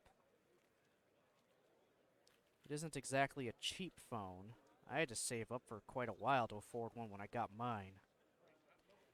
Lily went to a private school. She probably wouldn't have too much trouble getting one for a present, though. Watching her fiddle with it gives me an idea. Hey, Hanako, wait for me. I'll be right back. I put the now empty cup down, slip my phone into my pocket, and begin to move off, carefully stepping around the bag I placed beside my feet. Thankfully, sitting around while talking to Hanako has helped me feel a lot better than before. Wait, what? Where are you going? Just stay there. I'll be right back. Or I'll be back in a bit. As much as I'd have liked to have jogged back, I know full well that I couldn't. I end up walking back to the cafe, a little blue bag in my right hand. Hanako notices me quickly, looking about as confused as she did when I left. I deposit the diminutive bag in front of her and sit back down. Is this... It's for you. You can open it. But... Go on. She looks very unsure about it, but eventually gives in, slowly opens the bag and picks its contents out. A silver chain phone strap dangles from her fingers, ending in a delicate flower. It isn't exactly a masterwork of jewelry, but it's about as much as I could afford. Hanako's eyes light up as she looks at it. It's the kind of reaction I was hoping for. The summer sun's light glints off the silver as it twists to and fro a little. It's not too...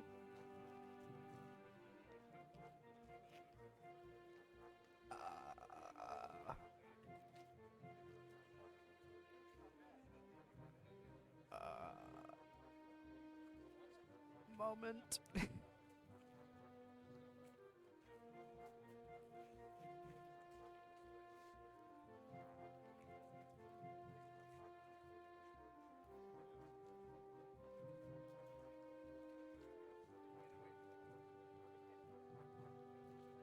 Ostentatious. There we go.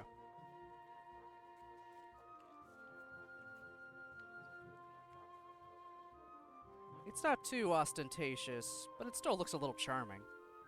I think it suits her well.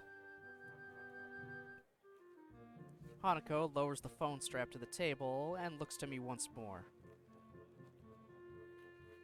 But... it's not... Christmas or my birthday. That's fine, don't worry about it. I just thought it might be nice to have something to decorate your phone with. I don't have anything to give you. I told you, it's fine. Friends can give things to each other like this sometimes, right? Friends. Hanako lowers her face so much that I can't see her expression. She eventually nods before taking her phone and fiddling with the strap to attach it properly. God damn it, that's too freaking cute. She looks to me and smiles as she holds up her phone, now adorned with the little flower. Thank you, Hisao. Her smile proves infectious. Out of the corner of my eye, I notice a couple getting up and leaving. That reminds me that the bus back to town below Yamaku will be coming soon. I guess I'd better get going if I want to catch the next bus back to town. You coming as well? Yes. She hastily nods before carefully putting her phone back into her pocket and getting out of her chair. I do the same and pick up the bag I left beside me on the way out. We walk side by side as we make our way to the bus station, exchanging no words between us. Hanako's gaze is firmly locked ahead of her, though she looks very happy with herself. I'm not sure what I should say to her, but I'm also not sure that I need to say anything.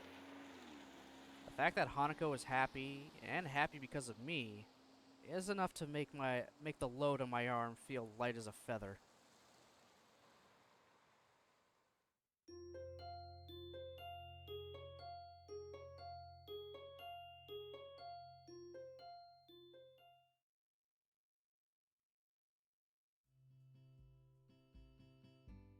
Just checking something very, very quickly.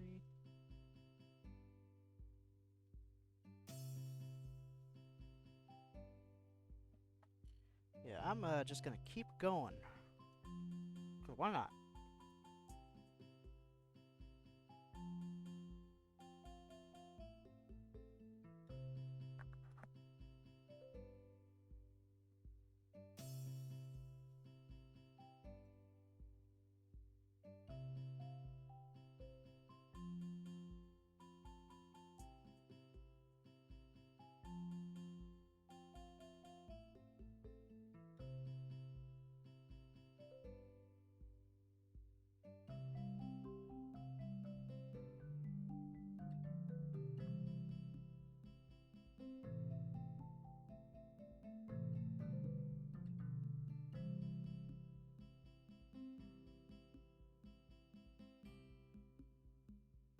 Okay. Yeah, so I'm gonna go a little longer today. Because I really want to finish off this route. And I think I can do it within another 2 hours or less. We'll see, though. Finally, reaching the classroom after the usual walk from the dormitories, I step inside.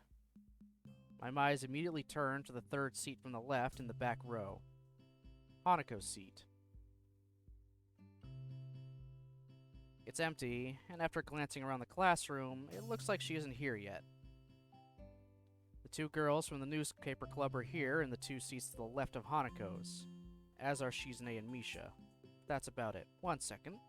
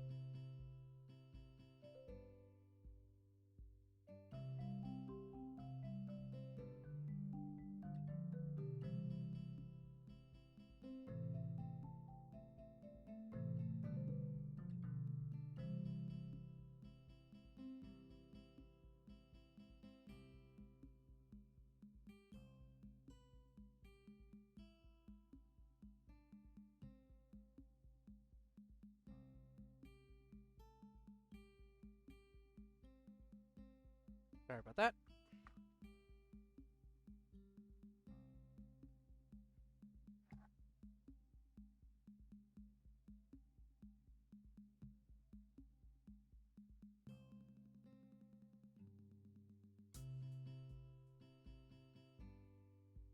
We exchange morning greetings before I take my seat. I have to admit that this is a bit of a relief. This gives me at least a few more minutes to think. Not that I haven't been doing so previously. Ever since our trip to town, Hanako's been on my mind. I still don't know what to make of my relationship to Hanako. I like her, and I can admit that much to myself. I want to protect and shield her from the pain she feels. I really don't think my feelings are those of friendship anymore. But that said, I feel like I don't even know her. If I made a move on her, how would she take it? Is she in an emotional state that allows her to make a reasonable decision about a relationship? How would she cope with anything that might happen afterwards? There's also the possibility that I'm just completely misinterpreting Hanako. Not a difficult thing to do with someone whose social skills seem to be so underdeveloped. The sound of footsteps coming up to the door make me perk up. The sound of footsteps comes up to the door, making me perk up. It's Miki. It ends up just being Miki. She barely acknowledges my existence when I accidentally make eye contact with her. I'm about to look away, but another person comes in not long after she takes her seat. I feel myself freeze as I see Hanako enter. This isn't a rational reaction, but I have no idea how I should act or what I should say to her. For a moment, our eyes meet. And then, just as quickly, she looks away and moves to her seat without saying a single word. As is now usual for the period following classes, my face is buried deep in a book that I find thoroughly uninteresting. Studying is not something that comes naturally to me. I didn't study a lot before coming to Yamaku, and until now, I've largely managed to coast through on talent alone. It's frustrating that I can't do that anymore. Judging by the faces of the other few students in the library, I don't think I'm alone in my distaste for this. Misery loves company, I suppose. I decided to spend lunchtime with Hanako since we haven't had lunch together for a while now. I may as well have spent the time studying, though. Aside from pathetically small snippets of small talk, there was barely a word said between us. Why does she keep doing this to me? I just want to protect her, to be there for her. Every time I feel like we're coming closer, we end up further away. Are you busy? Hanako? My head whips around in surprise, causing her to retreat in fright. That was bad timing. If I hadn't been thinking about her at that very moment, I probably wouldn't have been nearly so startled. Sorry, you just startled me. I find myself staring at her longer than I should, so I go back to the text laying on the table in front of me. I feel more like I'm just staring at the words rather than actually reading. I get the feeling Hanako can notice this as well, so I sigh and close the book. What's up? I was just wondering what you were reading. She looks a little downcast after my reaction to seeing her. Giving up on the prospect of getting any more work done, I get up and return the book to its place on a nearby shelf. Just an English textbook. Has it helped? It helped me realize that I don't like English, yeah. Hanako gives a small giggle. I may muse on the strange state of our friendship, but I do know that such little gestures are things that I wouldn't see were I not at least some distance closer to her than when we first met. I look at her for a moment, thinking about what I do and don't know about her. It's a slightly depressing topic. Is there something wrong? If I want to know more about her, maybe I should stop being so evasive about it. Talking with Lily as an equal, rather than being constantly in fear of causing her to become upset, worked fine. So I should just try a straightforward approach with Hanako as well. Hey, Hanako, do you mind if I ask you a question? I don't mind. I want to know what your life was like. Your life before coming to Yamaku. She hesitates. I briefly consider backing off, but she seems to be taking the question quite seriously. I sit and watch her, silently letting her take her time.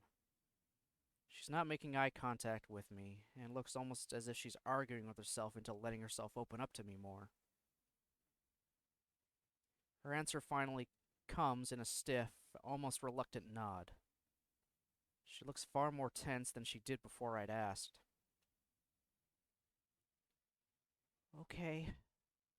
But in return, you have to tell me about your life as well. I nod and follow her as she begins to walk out of the library so we can talk. By now, most of the students have already left the main building, so apart from a few people hovering around club rooms, the hallways are largely empty. I guess we'll start with coming to Yamaku. Let's see. I was in the hospital when my parents first told me about Yamaku Academy. The doctors told me I shouldn't go to my old school anymore. My parents agreed and persuaded me to apply for Yamaku, even though it would mean living away from them for the first time. It must have been hard for you. Well, yeah, I have to admit that it was. My parents both work long hours and full time, so having to live reasonably independently wasn't anything new to me. It was the fact that I was going to a school for disabled students that hit the hardest, I think. And you? A small group of chatting girls passes us as we near the stairs, with Hanako pressing herself tightly to my side until we reach the ground floor. She doesn't usually come this close while just walking in the school, so I'm left a little put off. The staff at the orphanage offered me some options on what I could do. Middle school hadn't been good, so I thought that Yamaku might be better.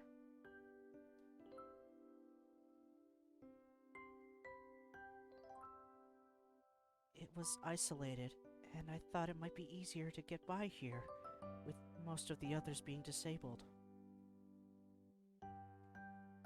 It's pretty ironic that the reasons Hanako looked forward to Yamaku are the exact reasons I hated the idea. To me, it felt like I was being shunted away somewhere from society and everyone I knew. To Hanako, it was probably an inviting prospect. What was life like at the orphanage? It was okay. The staff there were nice, and they took care of us. The children there didn't talk to me much, but I didn't really want to talk to them either, so I didn't mind. The orphanage had a little library, so I started to read to pass the time. The staff didn't mind it, because it made me easier to handle than many of the other children. You didn't make any friends there? No. I think my life was on hold during that time. I knew that, but I didn't mind. To think her life was on hold for all that time, though. Depending on when the fire happened, that was a huge chunk of her life. No parents, no friends, apparently no relatives. We walked through the door to the courtyard. I expect to need to avert my eyes from the sun, but now it's well into sunset. Hanako's eyes keep flicking to me, so I look away from her for a bit. What was it like in the hospital? I quickly clear my thoughts and try to refocus them. I hesitate for a bit, but I know that I have to tell her. We're close enough for her to feel comfortable telling me this, so it's only fair that I reciprocate. It was okay at times, but others, it was pretty bad. At the beginning, everyone sent their sympathies and came to visit often. It was just like breaking an arm or something. Meeting all my friends was one of the good times. Hanako came in often as well, more often than anyone else. But there were bad times too. When my friends slowly stopped visiting, I began to realize how grave my situation was. It reminded me that this wasn't just a broken limb, but that I was now a different person than before. Even the times Hanako would spend with me became too torturous. By the end, we were reduced to silence, whereas before, she'd be talking constantly. But that's how Hanako always was. She may have been a fragile person, but she would talk constantly to try to hide that fact. Not about anything in particular, just talk. I think the three lowest points would have been when my parents told me I wouldn't be going to my old school anymore, my birthday passing while in the hospital, and when Hanako left for the last time. We leave the school buildings behind us as we begin to follow the main path through the gardens. There may have been the odd bystander in the school buildings, but outside, we're practically alone. What was your middle school like? I liked it. I grew up in a really metropolitan area, and the middle school was nearby, so it was pretty crowded. I didn't mind it, probably because I'm used to being in crowds and around lots of other people. I got good grades, and I played soccer with my friends. I spent a fair bit of time hanging out with them after school as well. Did get teased a bit over my hair, though. Your hair? I grimace a little as I put my hand over my hair to cover it. I'd keep getting tufts and strands that refused to flatten or stay where I wanted them, and my mother wouldn't let me just get my hair shaved. It had a habit of popping out no matter how much I tried to brush it down. You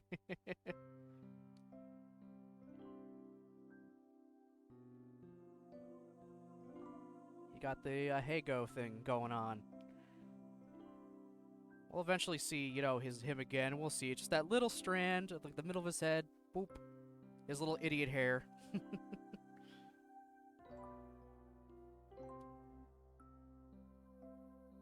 It still does, a little. I was worried I'd get that reply. Sorry, I didn't mean to. I give a mild laugh and wave it off. It's fine. I know it still does. Feels strange to have someone act so interested in my past. If it were anyone else, I think they were just acting polite. But that's something I really don't think Hanako would do. Or if she did, She'd do it so badly that it would be obvious. There are a number of girls in the common room on the ground floor, and Hanako presses herself to my side once more as we move past them. I expect her to break off, but instead she continues to cling onto me as we walk toward the stairway. Something about the way she's holding onto me feels different from usual. I'm left deep in thought as we walk up the stairs and down the hallway. It's only when we stop that I look up and realize that I've been following her without question. Why did we come to your dormitory room? She looks straight at the door without so much as a glance in my direction. Hanako? She moves to answer, but stops herself. Instead, she silently breaks from my side, opens her door, and steps inside. I look up and down the hallway, a bit lost as to exactly what I should do. Shrugging, I decide to follow her since I don't have any reason to do otherwise. Hanako stands in the middle of her room and looks straight at me. It's unnerving when she does this, as it's such an unusual action for her. I open my mouth to speak, but she preempts me. Could you close and lock the door? I know what's happening. Hanako's hand reaches for her chest, grabbing her blouse at her heart. Uh-huh.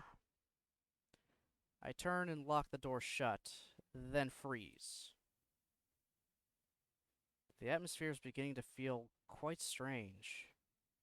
This feeling is only made more profound when I hear the curtains being pulled behind me. Oh my god, yep. Gotta make sure. Yep, that's good there. Yeah, this is happening.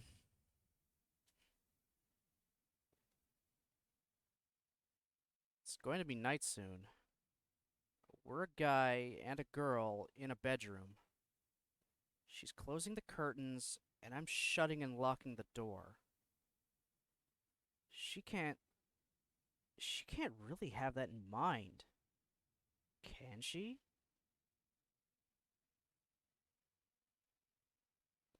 I gulp and turn around very, very slowly. Hanako is in the center of the room, but hasn't turned back to face me. You told me about your past, so I have to tell you mine. I swear to God. Got my finger ready for the sensor. She takes a deep, shuddering breath and pauses for a number of seconds. Her hands move to her ribbon and begin to tug, all but confirming my thoughts. Hanako. Please, don't say anything.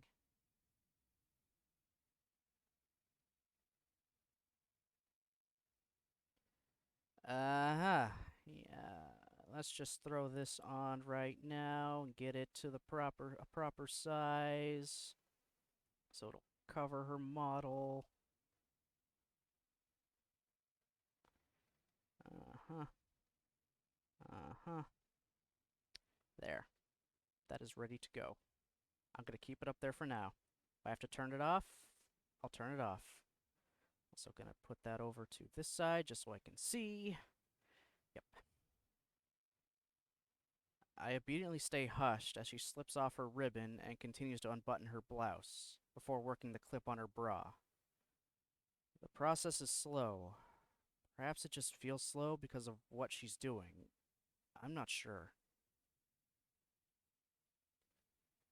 Frozen to the spot, all I can do is watch as Hanako, hands trembling, unclips her skirt and lets it drop to the ground.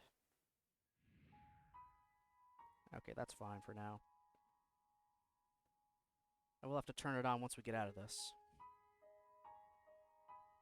Finally, she takes her blouse in her hands and draws it off, her bra falling from her shoulders. And so Hanako stands in the middle of the room, all but bared, save for her stockings and underwear. This is all of me.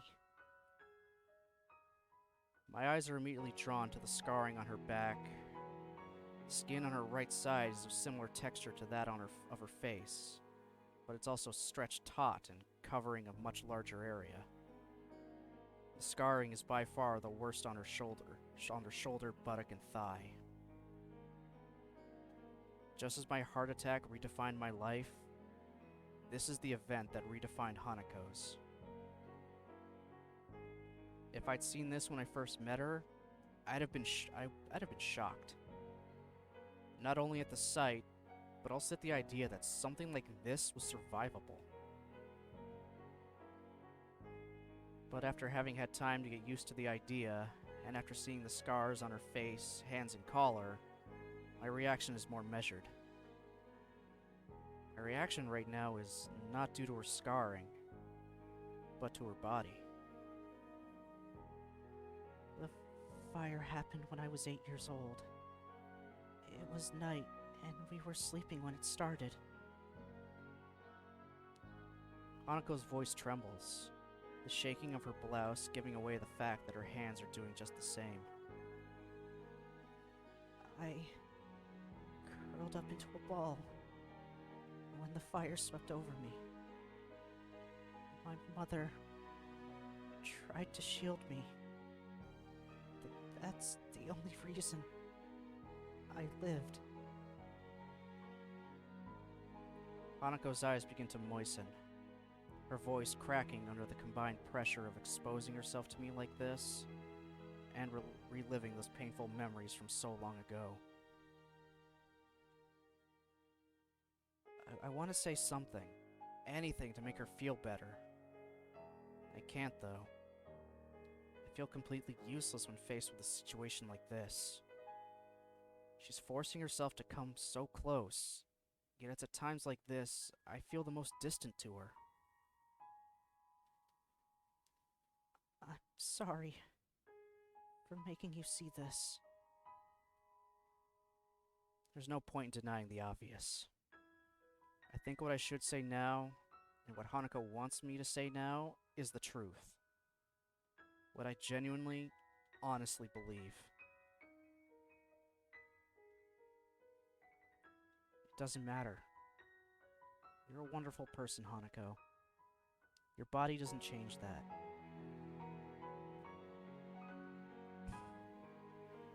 She's forcing herself to come. So, oh my god.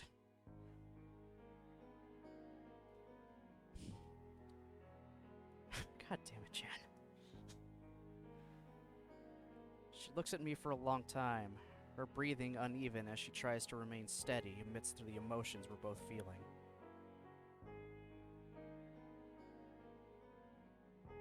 It feels less like she's looking at me than she's looking through me.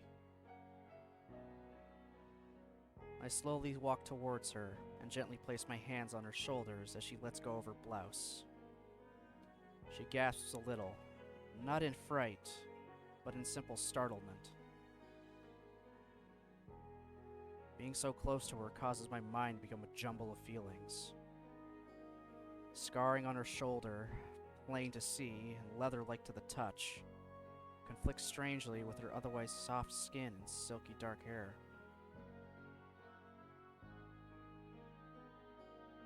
Hanako is a girl, with all that entails. She's taller than usual for a woman, but still has curves in all the right places. Fuck. Don't you say a damn word, Jen!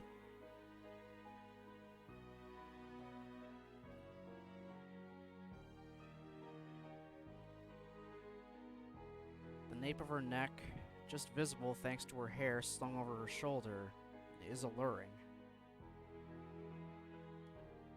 I know that I'm not pretty, like Lily. Damn it, Jen!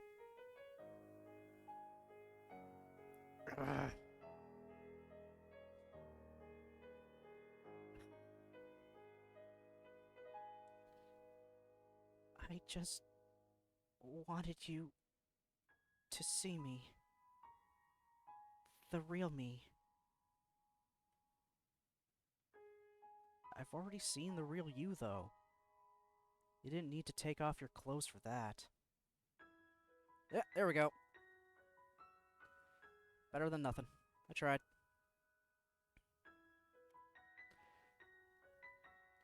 Well, yes, technically, I'm allowed to show this looking over the Twitch stuff. So long as it's not the main focus and you just get through it, you can do it, but I feel like I'd get distracted at some point. So, covering it up just so I'm safe. Because I lose track of where I'm at. Easily. Well, everyone in chat will distract me. I can guarantee you that.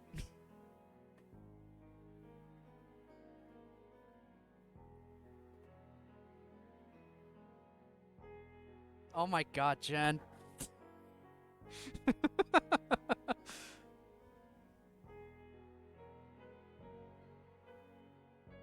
Her lips are open, just a little. She lets out a sharp breath as, without thinking, I breathlessly lean forwards and press my lips to hers. The kiss only lasts for a fleeting moment before our faces part, our breathing quick and nervous. The feeling of Hanako's mouth lingers, and her eyes remain locked to mine. Alright, Jen. Hope everything goes well. Thanks for stopping by.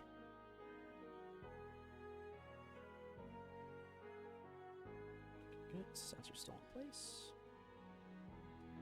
Trembling a little myself, I remove my tie and begin undoing the buttons of my shirt. Hanako remains standing where she is, looking to the ground in front of her rather than watching me undress. On the one hand, I'm thankful for that. I've always been somewhat self-conscious of my body, but my scarring has made that quite a lot worse. On the other, though, this atmosphere feels very strange. My shirt falls to the floor in a heap, as untidy and crumpled as Hanako's blouse and skirt. Hanako's entire body visibly flinches at the sound of the zipper on my trousers being pulled down.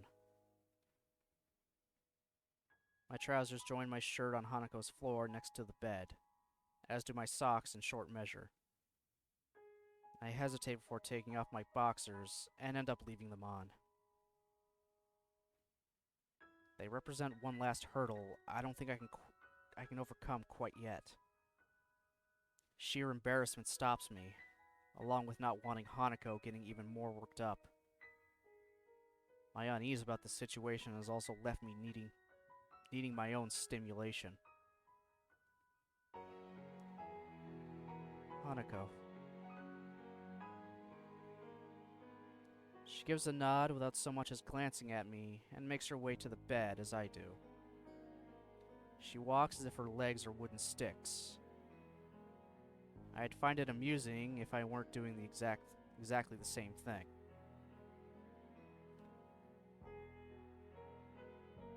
I take the initiative, turning around and sitting on the side of the bed. I look to her face to invite her to take a seat either next to me or in front of me, but end up awkwardly looking down to stop myself from staring at her body. And there's our censor, shrimp on the bobby. They cut out the entire sex scene thanks to the thing inside the game. Okay, we got a white screen. And then, after a couple of seconds, it ends. Sound of Hanako's breathing and my own rings in my ears, almost painfully loudly. Hanako holds an arm over her face, her mouth open and gulping in air. As I hold myself over her, suddenly my arms almost give way and my vision distorts, as if someone's grabbed it and pulled sideways. I let myself fall sideways onto the bed beside the panting Hanako, for fear of falling onto her instead. We both lie beside each other, naked and pressed against one another in order to fit on a bed made for a single person. My eyes try to focus on the ceiling, to not much success. Pulling a blanket over us to stave off the cold is all I can do. The only sound in the room is that of our breathing. The sweat that had accumulated on my body feels uncomfortable. We're both physically and emotionally exhausted, and a complete mess all over. My vision slowly begins to return to normal as I continue to stare at the ceiling, but my limbs still feel like jelly. I try to concentrate on my chest and find its beat irregular and mildly painful. This is a dangerous time. I have to think this through and not panic, lest I make my situation any worse. With a huge effort, I take control of my erratic breathing, forcing myself to make long, deep breaths. I count half a dozen before I start to feel physically calm again, and press my hand to my chest to assure myself. My heart beats back to normal. I'm okay. Turn the sensor off for now.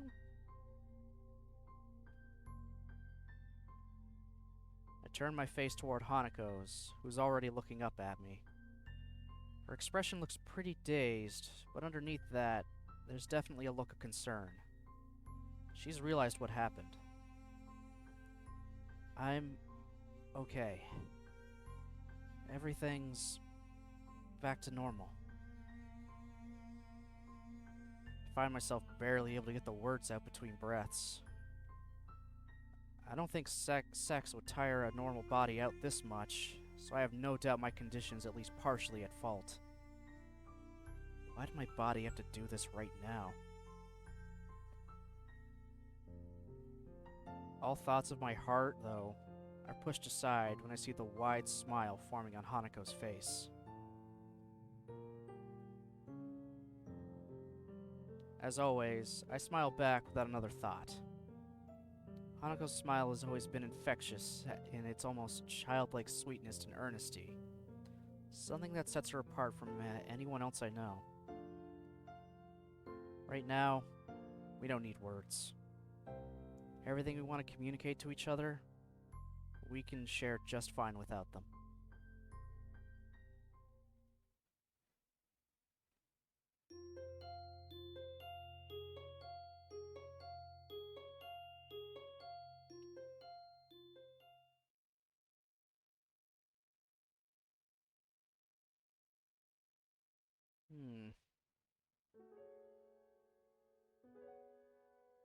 My eyes feel heavy as they slowly open, the light from outside making me blink a bit to let them get adjusted. My body feels like lead and my head feels just as heavy. Waking up to an unfamiliar ceiling is an uncomfortable feeling. It reminds me of the first time I awoke to the dimpled white tile ceiling of the hospital. It's only after spending a few seconds staring up at it that I realized where I am. This is Hanako's dormitory room.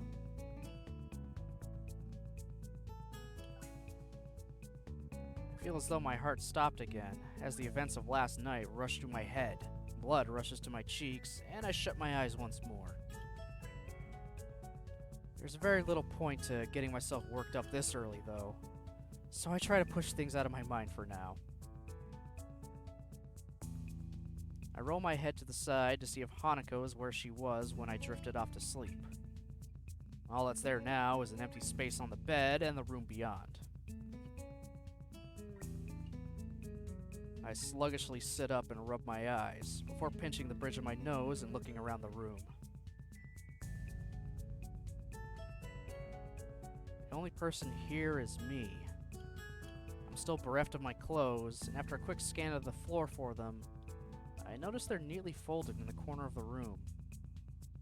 Try as I might, I can't see Hanako anywhere, or Hanako's anywhere. The foil packet for the condom's been removed too, presumably put into the bin. With a great yawn, I let myself out of bed and quickly look for some underwear. I grimace a little at the prospect of putting my boxers back on after yesterday's efforts did a job on them, but I don't have much choice. Taking advantage of the fact that I have some time without anyone around, I get myself dressed for this coming school day in short order. And then, I'm alone. Without anything more to busy myself with, my mind becomes focused on the fact that I'm standing in another person's bedroom after we spent the night together. But there's not a single sign of her around. My gut proves to be more helpful than my brain at working out this riddle. With a loud growl, it reminds me that she may well just be getting breakfast. I would have liked to wake up next to her, but maybe it's a good thing that I have a few moments alone. Hanako's room, as always, is quite bleak in appearance. There are precious few decorations and practically no personal artifacts that are hidden away in cupboards and drawers. What's the scene called? Indeterminate future. I'm just gonna see how far we are from the ending.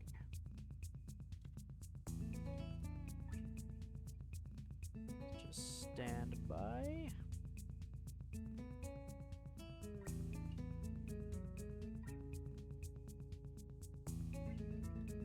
Oh, okay, cool. I'm actually really close, I think. At least scene-wise, I'm close.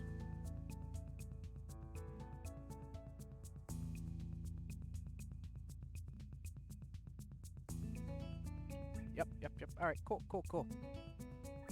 Let's finish this. We're just gonna finish it off today, then. For sure. And I don't need to use the sensor anymore, so I can put that back to the middle of my screen. Hanako's room, as always, is quite bleak in appearance.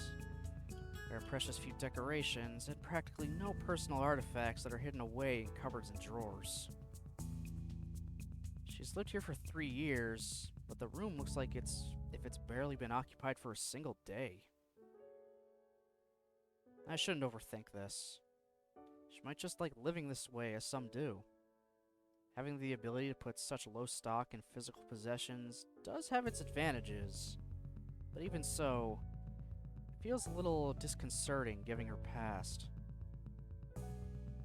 She said she viewed herself as having had her life on hold while at the orphanage. She certainly lives as if she still does, but after what happened last night, it's pretty hard to imagine that she still thinks that way. The sound of the door handle cracks through my thoughts, and I turn to face it. Sure enough, Hanako comes through and shuts the door behind her. She has what seems to be 2 microwaved instant meals in her hands, so this is a little difficult. Good morning, Hanako. Morning. She gives a little bow before making her way to her desk, setting down both plates. I can now see them to be small satay dishes. Their contents steaming, with a fork stuck inside the rice of each. I give thanks to her for bringing them in, and we each take one and get down to eating. She sits on her desk chair while I sit on the side of the bed. I don't like talking while eating, so the silence between us isn't annoying in and of itself. It's the fact that it only exists because we don't quite know what to say to each other that's off-putting. Hanako glances towards me every so often as she eats. I only notice her doing so because I'm doing just the same thing. We're eating together as if we were a couple. We even had sex last night. A first for both of us.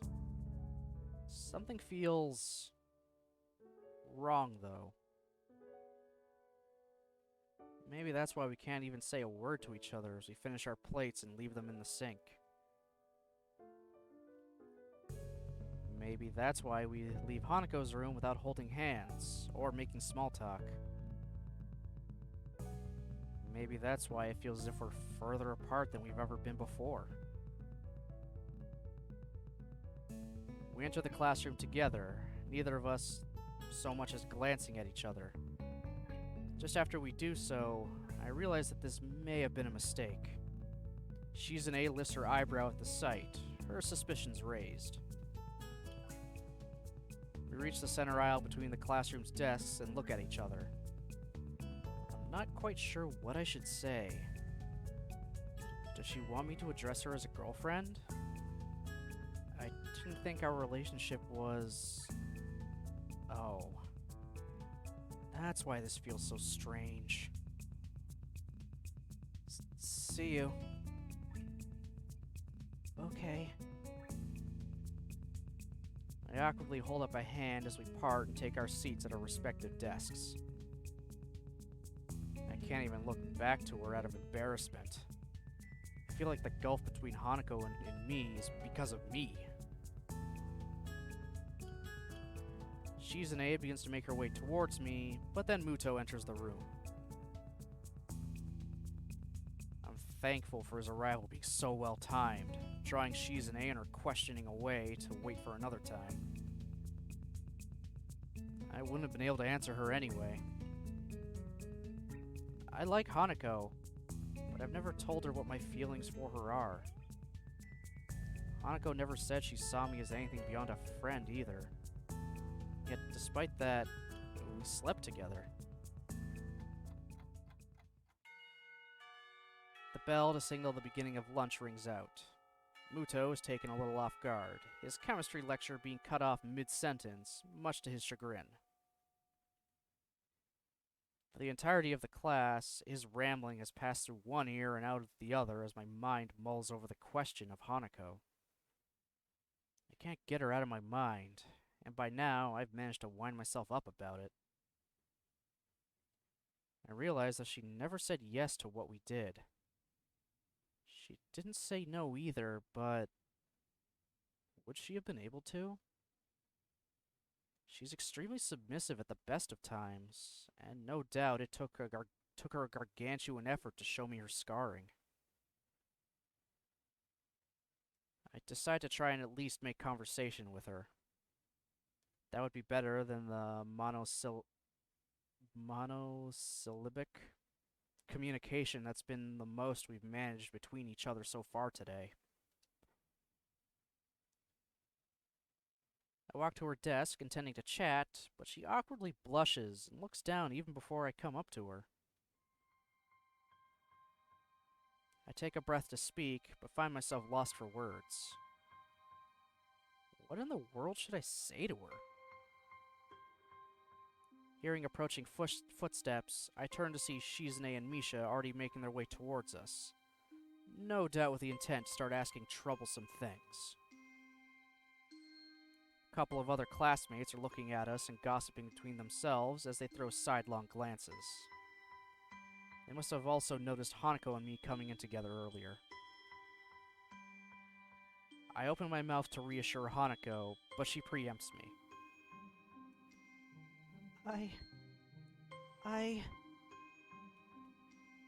I've gotta go do something! Wow, that was a callback to Act 1. She gets out of her chair and dashes for the door. A couple of the books and pens that were on her desk are sent falling to the floor in a rush. Not many people seem to care about this event. A few look around to see what all the fuss is about, but go back to what they were previously doing soon after. I'm left despairingly looking at the door that Hanako disappeared out of. The idea of running after her passes through my mind, but I'm fairly sure that Hanako can run faster than I can. And besides, what would I say to her once I caught up anyway?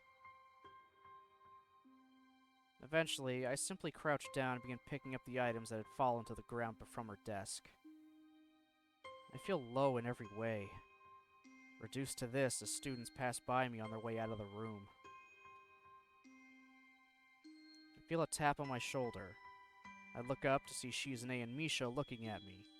Curiosity about the situation written on their faces, mixed with a slightly apologetic look at the idea that they were partially responsible for what just happened.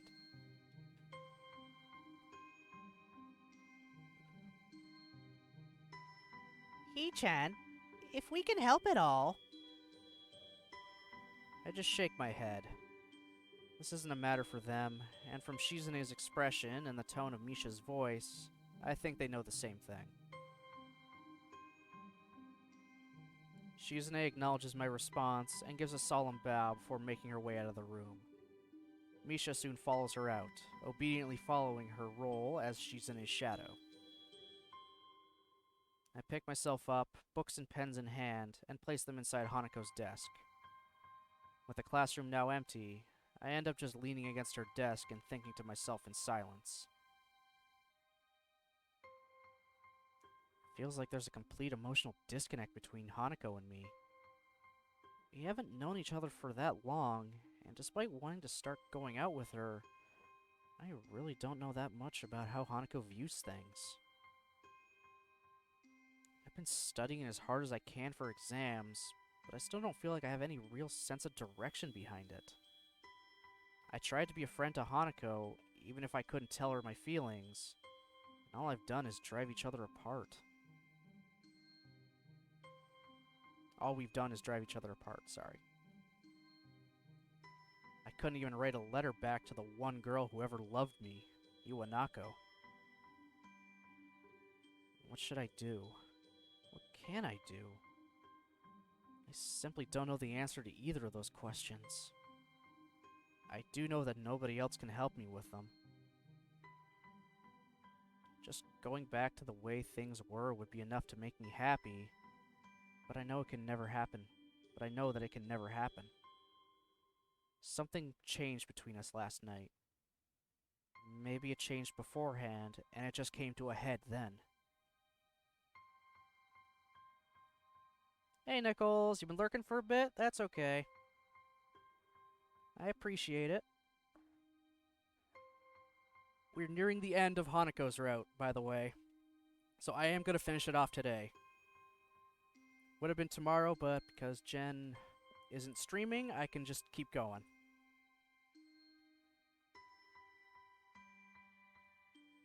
I know there's a wall that Hanako has between me and her. I've been hitting that wall every time I've tried to interact with her on any level. But now that I'm beginning to think that I have my own wall between us just as much as she does. She had to practically drag my past out of me, and mine was much less traumatic than hers. I want to say it's because I hadn't had long to adjust since my heart attack, but I know full well that it would just be an excuse. The one time I can recall when it really felt like she was opening up to me of her own accord, when we were playing billiards in the city. I was the one who stopped her from going further. I want to know Hanako better. I want to save our friendship, if not begin a real relationship with her. My mind begins to tick as I sit against her desk, thinking to myself in the empty classroom that we spent so much time in together. I have to talk to Hanako.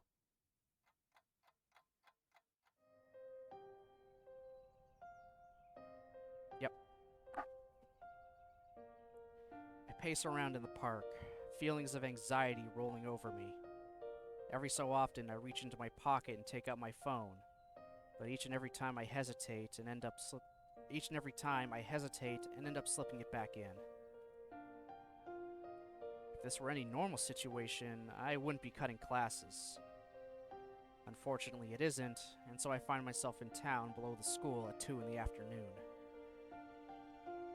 Ever since I met Hanako, I've been the one to initiate everything between us. The one that started conversations, went to her wherever she was, and suggested what we should do. Today, this once, I don't want to be the only one doing that. My hand dives into my pocket once more. This time, I quickly navigate to the texting menu before I have a chance to change my mind again. Hanako, If you want to talk, I'll be in the park in town for a while. Fighting a last measure of doubt, I thumbed my message to Hanako and pressed the button to send it. And now, I wait. My part in this has been fulfilled. What needs to happen now is for Hanako to make the decision. It would be meaningless for me to drag her here. She needs to decide for herself whether she wants to meet me. The apple juice from the vending machine tastes awfully bitter as I swill it down. My grip on the can has caused it to dent slightly in the middle. I shouldn't be this tense, but it's probably inevitable. Hanako is dear to me. What happened in the last couple of days has put a lot of pressure on both of us. The idea of losing all the progress we've made in coming closer to one another, and losing our friendship as a whole, is deeply unsettling. But even then, I still don't really know how close we are.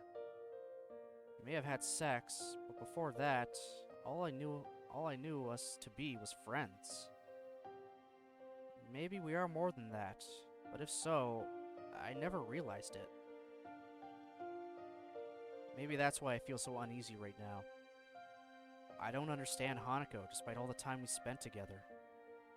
The minutes are ticking by, and I still have no idea whether she'll show up. Hisao? I pause for a moment, almost not believing that I'm hearing the voice I'm hearing. I drop the can and stand up with a start. Hanako. We look at each other for a few seconds before Hanako becomes too embarrassed to maintain eye contact and begins to nervously fiddle with the roughly cut lock of hair covering the side of her face.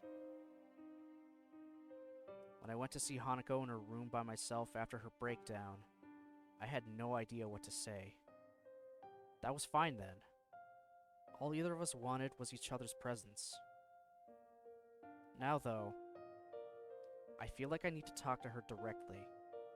I want to break down this wall between us before it forces us apart for good. Hanako,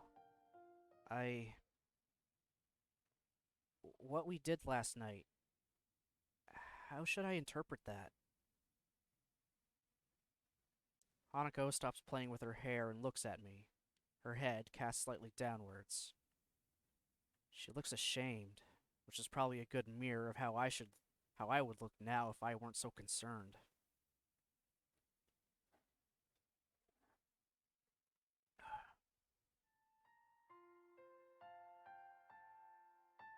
I thought you might eventually go away if I was only someone you needed to protect.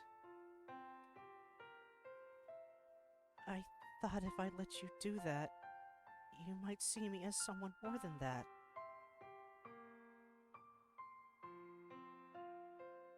My first reaction is disbelief, but I did do it with her, after all. I had plenty of opportunities where I could have stopped things, stepped back, and questioned what we were doing. In the end, though, I didn't. A horrible feeling rises in the pit of my stomach. She offered herself to me because of what she thought I wanted, and now it feels like I took advantage of her. She may have been willing, but only under false premises. I've never been good at hiding my emotions from physically showing, and now is no different. Hanako looks down once more, a strange mixture of depression, regret, and sickness written to her face. Thick silence hangs in the air, save for the breeze blowing through the trees around us. I knew you couldn't look at me that way. Hanako's words are said in little more than a whisper, seemingly directed just as much at herself as to me. In what way? What do you mean?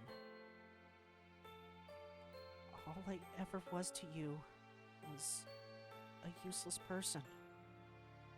Just someone to protect. someone like a child. I wanted to be more to you than that, but after so long, I got used to it. The tone of her voice is unlike any I've heard her use before. She sounds disgusted. Not at me, but at herself. After I came out of my room, I saw that you had started drifting away. I felt like I was going to lose you because you wanted somebody you could have that kind of relationship with. You were more quiet in school than before, and you were getting on so well with Yuko. I thought that I might lose you. She thought I was bored of her because I wanted a romantic relationship? But we're friends, right? I wouldn't just abandon you like that, even if what you're saying was true. Friendship was something I thought I'd given up on. I stopped believing in others after what happened after the accident. Before the accident happened, I got on well with people and other children. I didn't have many friends, but I didn't mind because I treasured the ones that I had. Afterwards, though, I was called names by the others and teased a lot. It hurt really deeply. The teachers tried to help, but they couldn't do much, and even many of them recoiled just at the sight of me.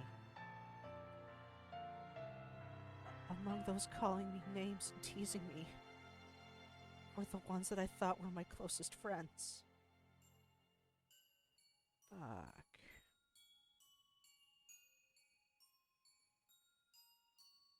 From then on, I believed that it didn't matter if nobody else acknowledged me. All my existence ever did was make people troubled after all.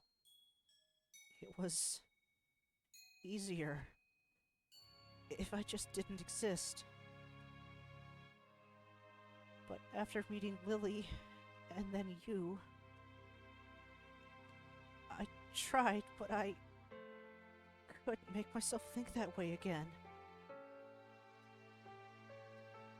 All that time, she didn't trust me.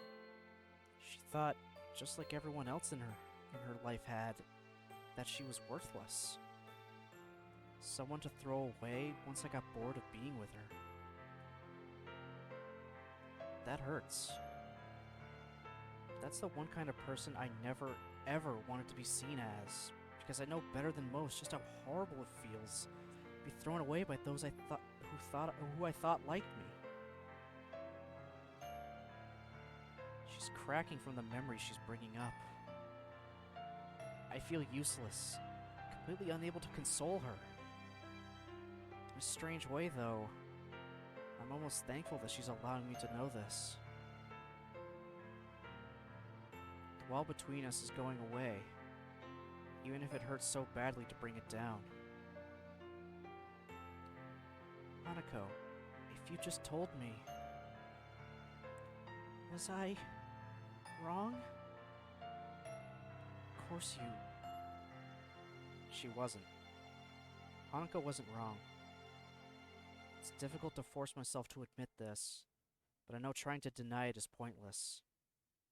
To me, and to Lily, she was someone we tried to protect. She had become to me what I had become to my friends after my heart attack. A broken person. I liked her, possibly even loved her, but I never acted on that precisely because I thought she was so fragile. I mean, I don't look at you that way now. I got worried about you after what happened to you in class, and I thought I should try to protect you. When you locked yourself in your room, though, I got afraid. I thought you were rejecting me, and it forced me to think a lot about different things. I wasn't rejecting you. She blurts it out with an almost scared tone to her voice. It's taking me off guard. She quickly becomes embarrassed by her outburst before clenching her fists and working through what she wants to say in her mind. I would never do that. Not to you. Even though I was scared, even though I tried to push you away, you still tried to get closer to me. I locked myself away because I was just a burden to you, to Lily, to everyone. Every birthday was the same. Everyone doing their best to pretend that I mattered. Everyone pretending everything was all right. For that one day of the year. I didn't want to exist, but they wouldn't let me. Even after meeting Lily, everything was the same. I was as useless as I'd always been, unable to do anything for her or for myself. I didn't want to be the same way to you. Lily and I were completely wrong. From what she said, everything we did for her, it would have only made her feel worse. Even what little I thought I had right about her was a complete misjudgment. After you locked yourself in your room, I decided to try and work out my past as well, and sort out my future. I didn't know how to deal with the things I'd lost by coming to Yamaku, so I was trying to sort them out myself. I thought it would help us become better friends if I did that. Silence hangs in the air again. I try to keep looking at her, but I can't. I feel really low. Though I want to apologize, I don't know how I possibly could. I hear her take a deep breath, and only look back to her after hearing her drop to the ground.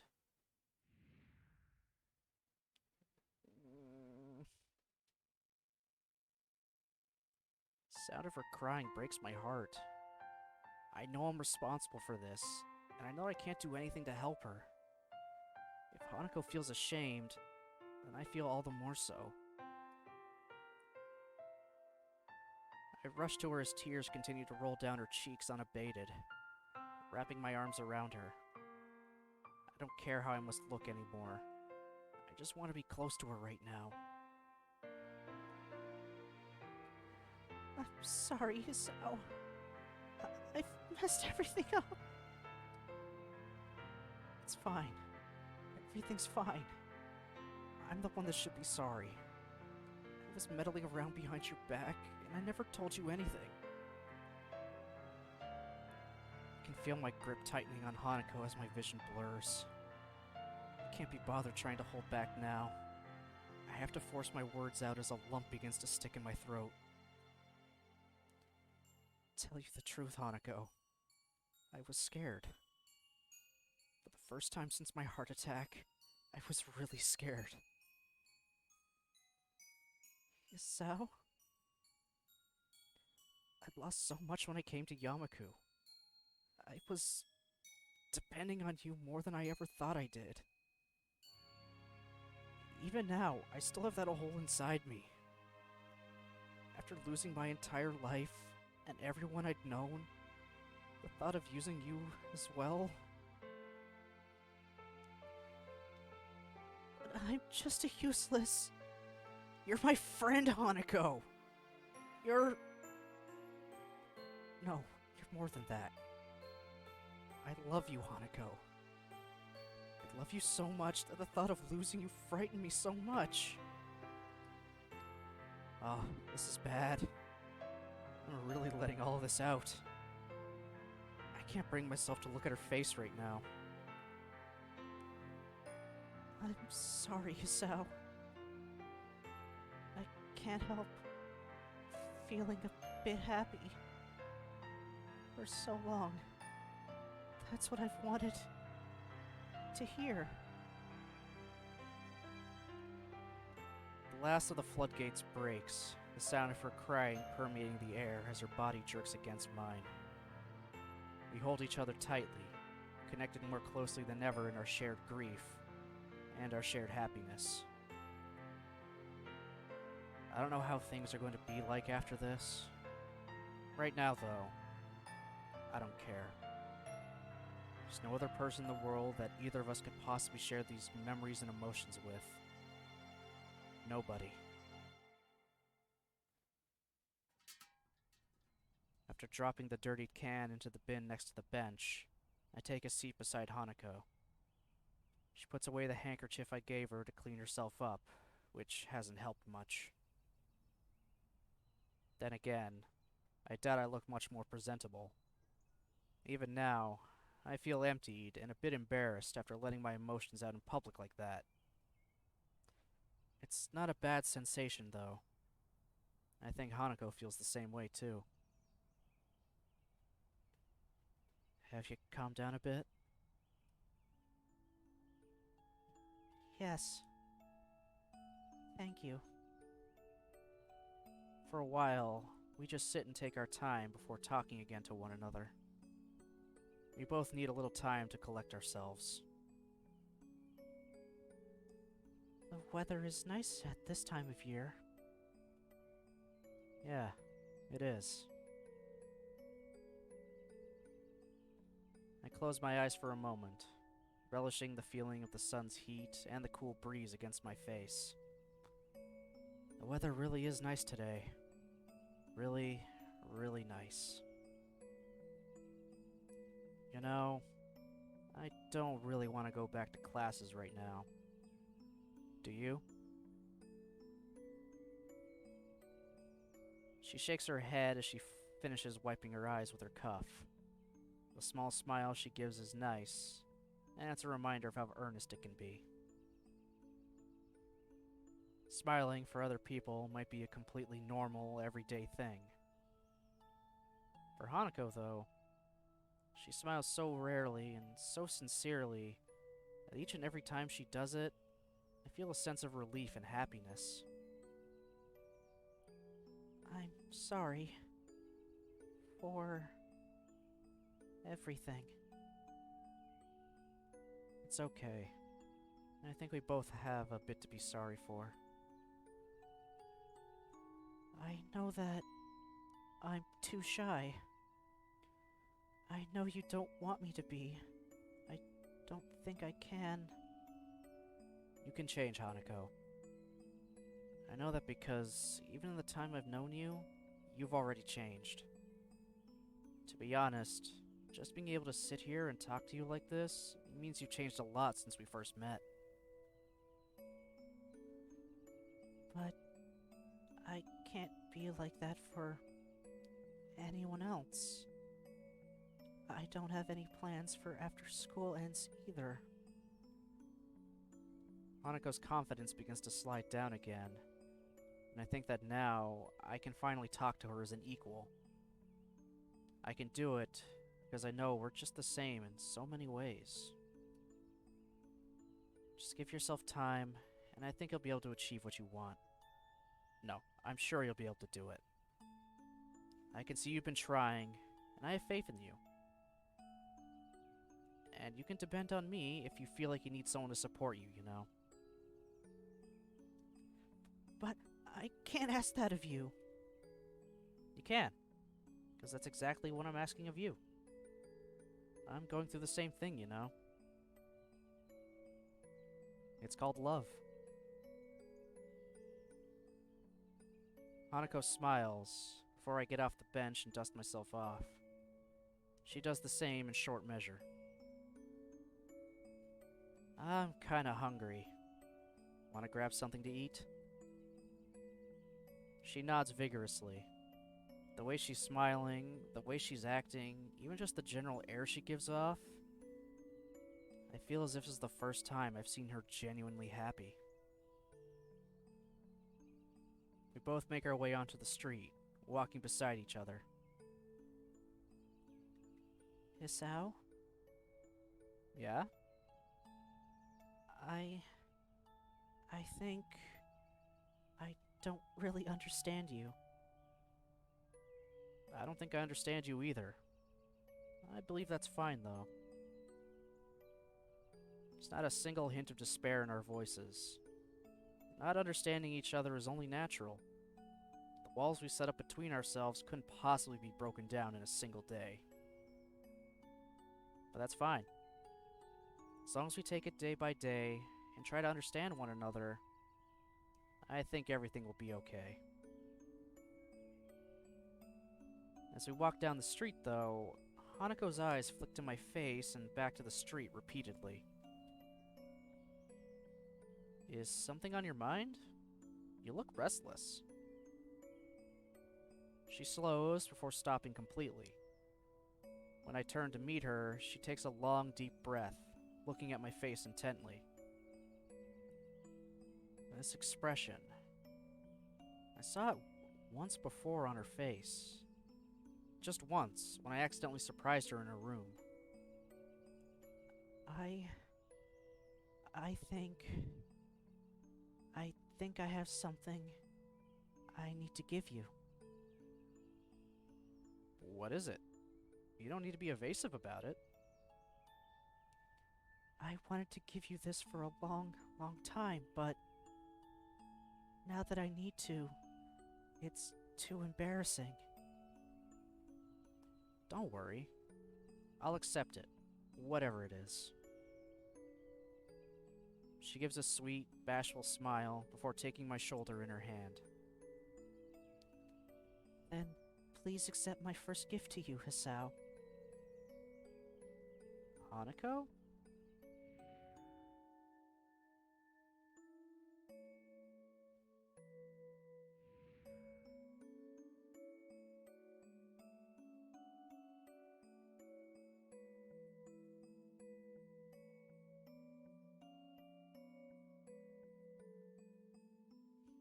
God damn it.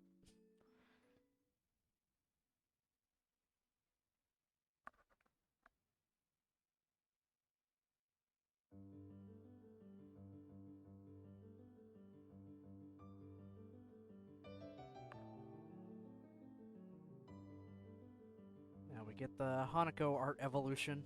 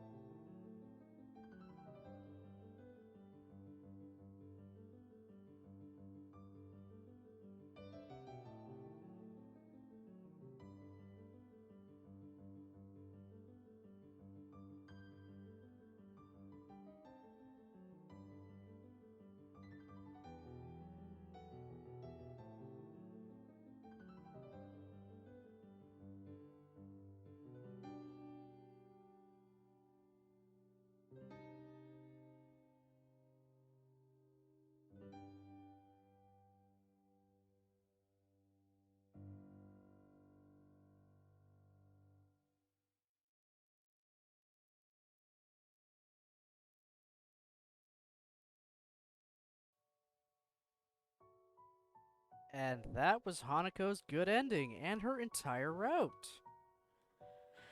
The muffins, always watching.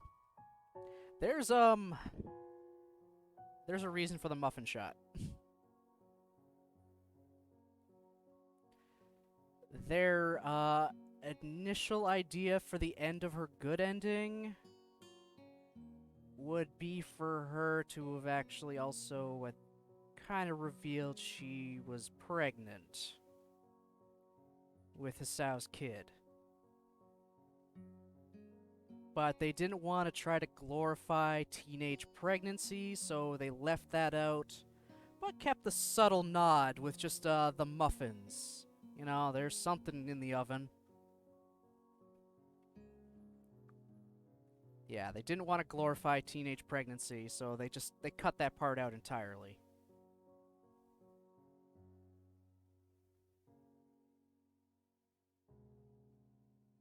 So yeah, that was Hanako's route. What did everybody think?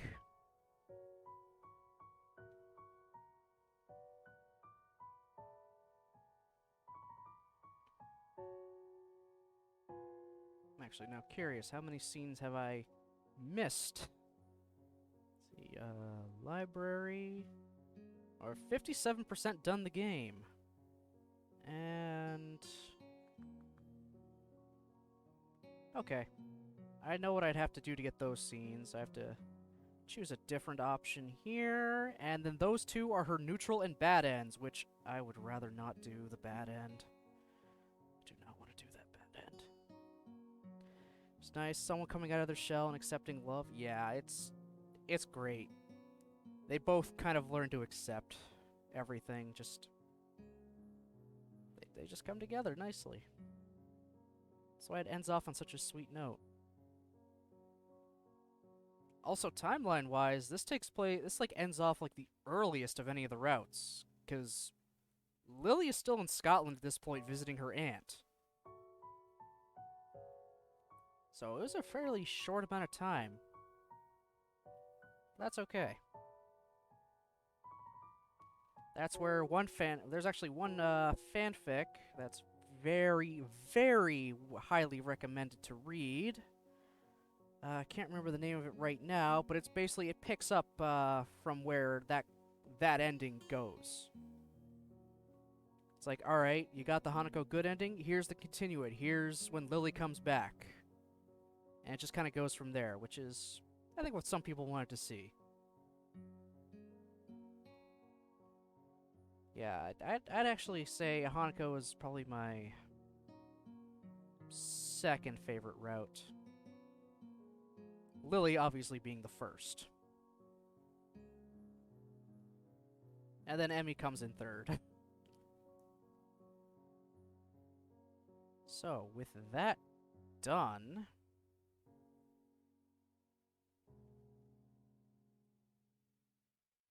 Hanako is grayed out.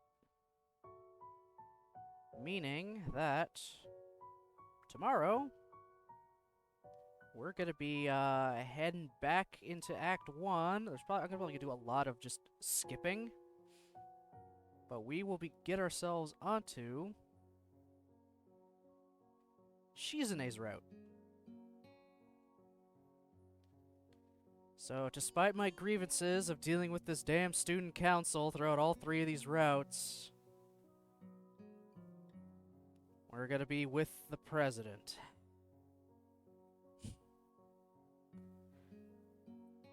Again, tomorrow for Act 1, where I'm just gonna be skipping through a bunch of it until I start getting to decisions. Then I can start actually reading things.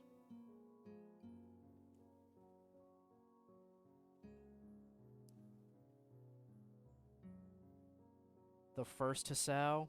The first what?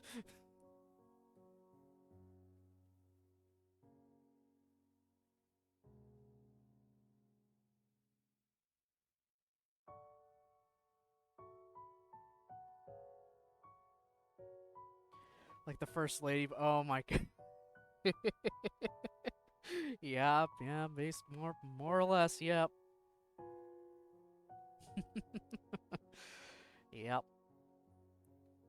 So yeah, tomorrow we're gonna seeing a lot more of Shizune and Misha.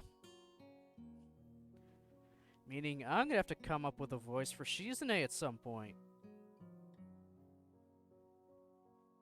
Even though she can't speak. But still, I'll have to come up with something.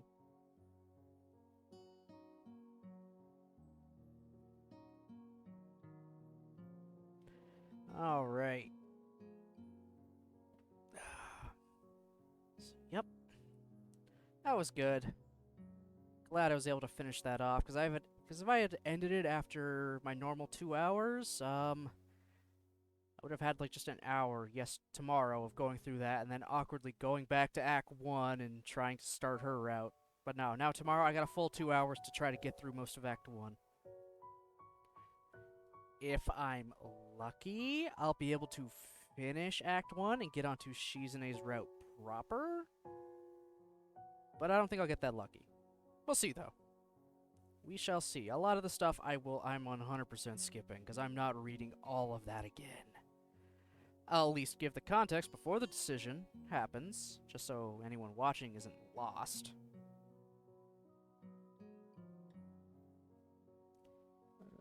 And I'm probably, yeah, I'm 100% gonna have a guide up so I know exactly which decisions I need to make to get onto Shizune's route. Because again, I'm going all the way back and there's a lot of decisions in Act 1. So, yep. 10 o'clock tomorrow, we start Shizune's route. And then Saturday at 12 is just chill, relax, Stardew stream.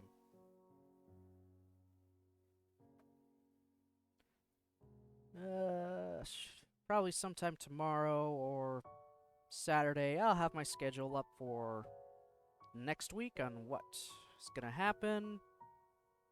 It could potentially more or less be about the same as what this week was. Anyway, thanks everyone for watching, commenting, lurking, all that fun stuff. I appreciate it very much. Hope you have yourselves a great day. See you next time.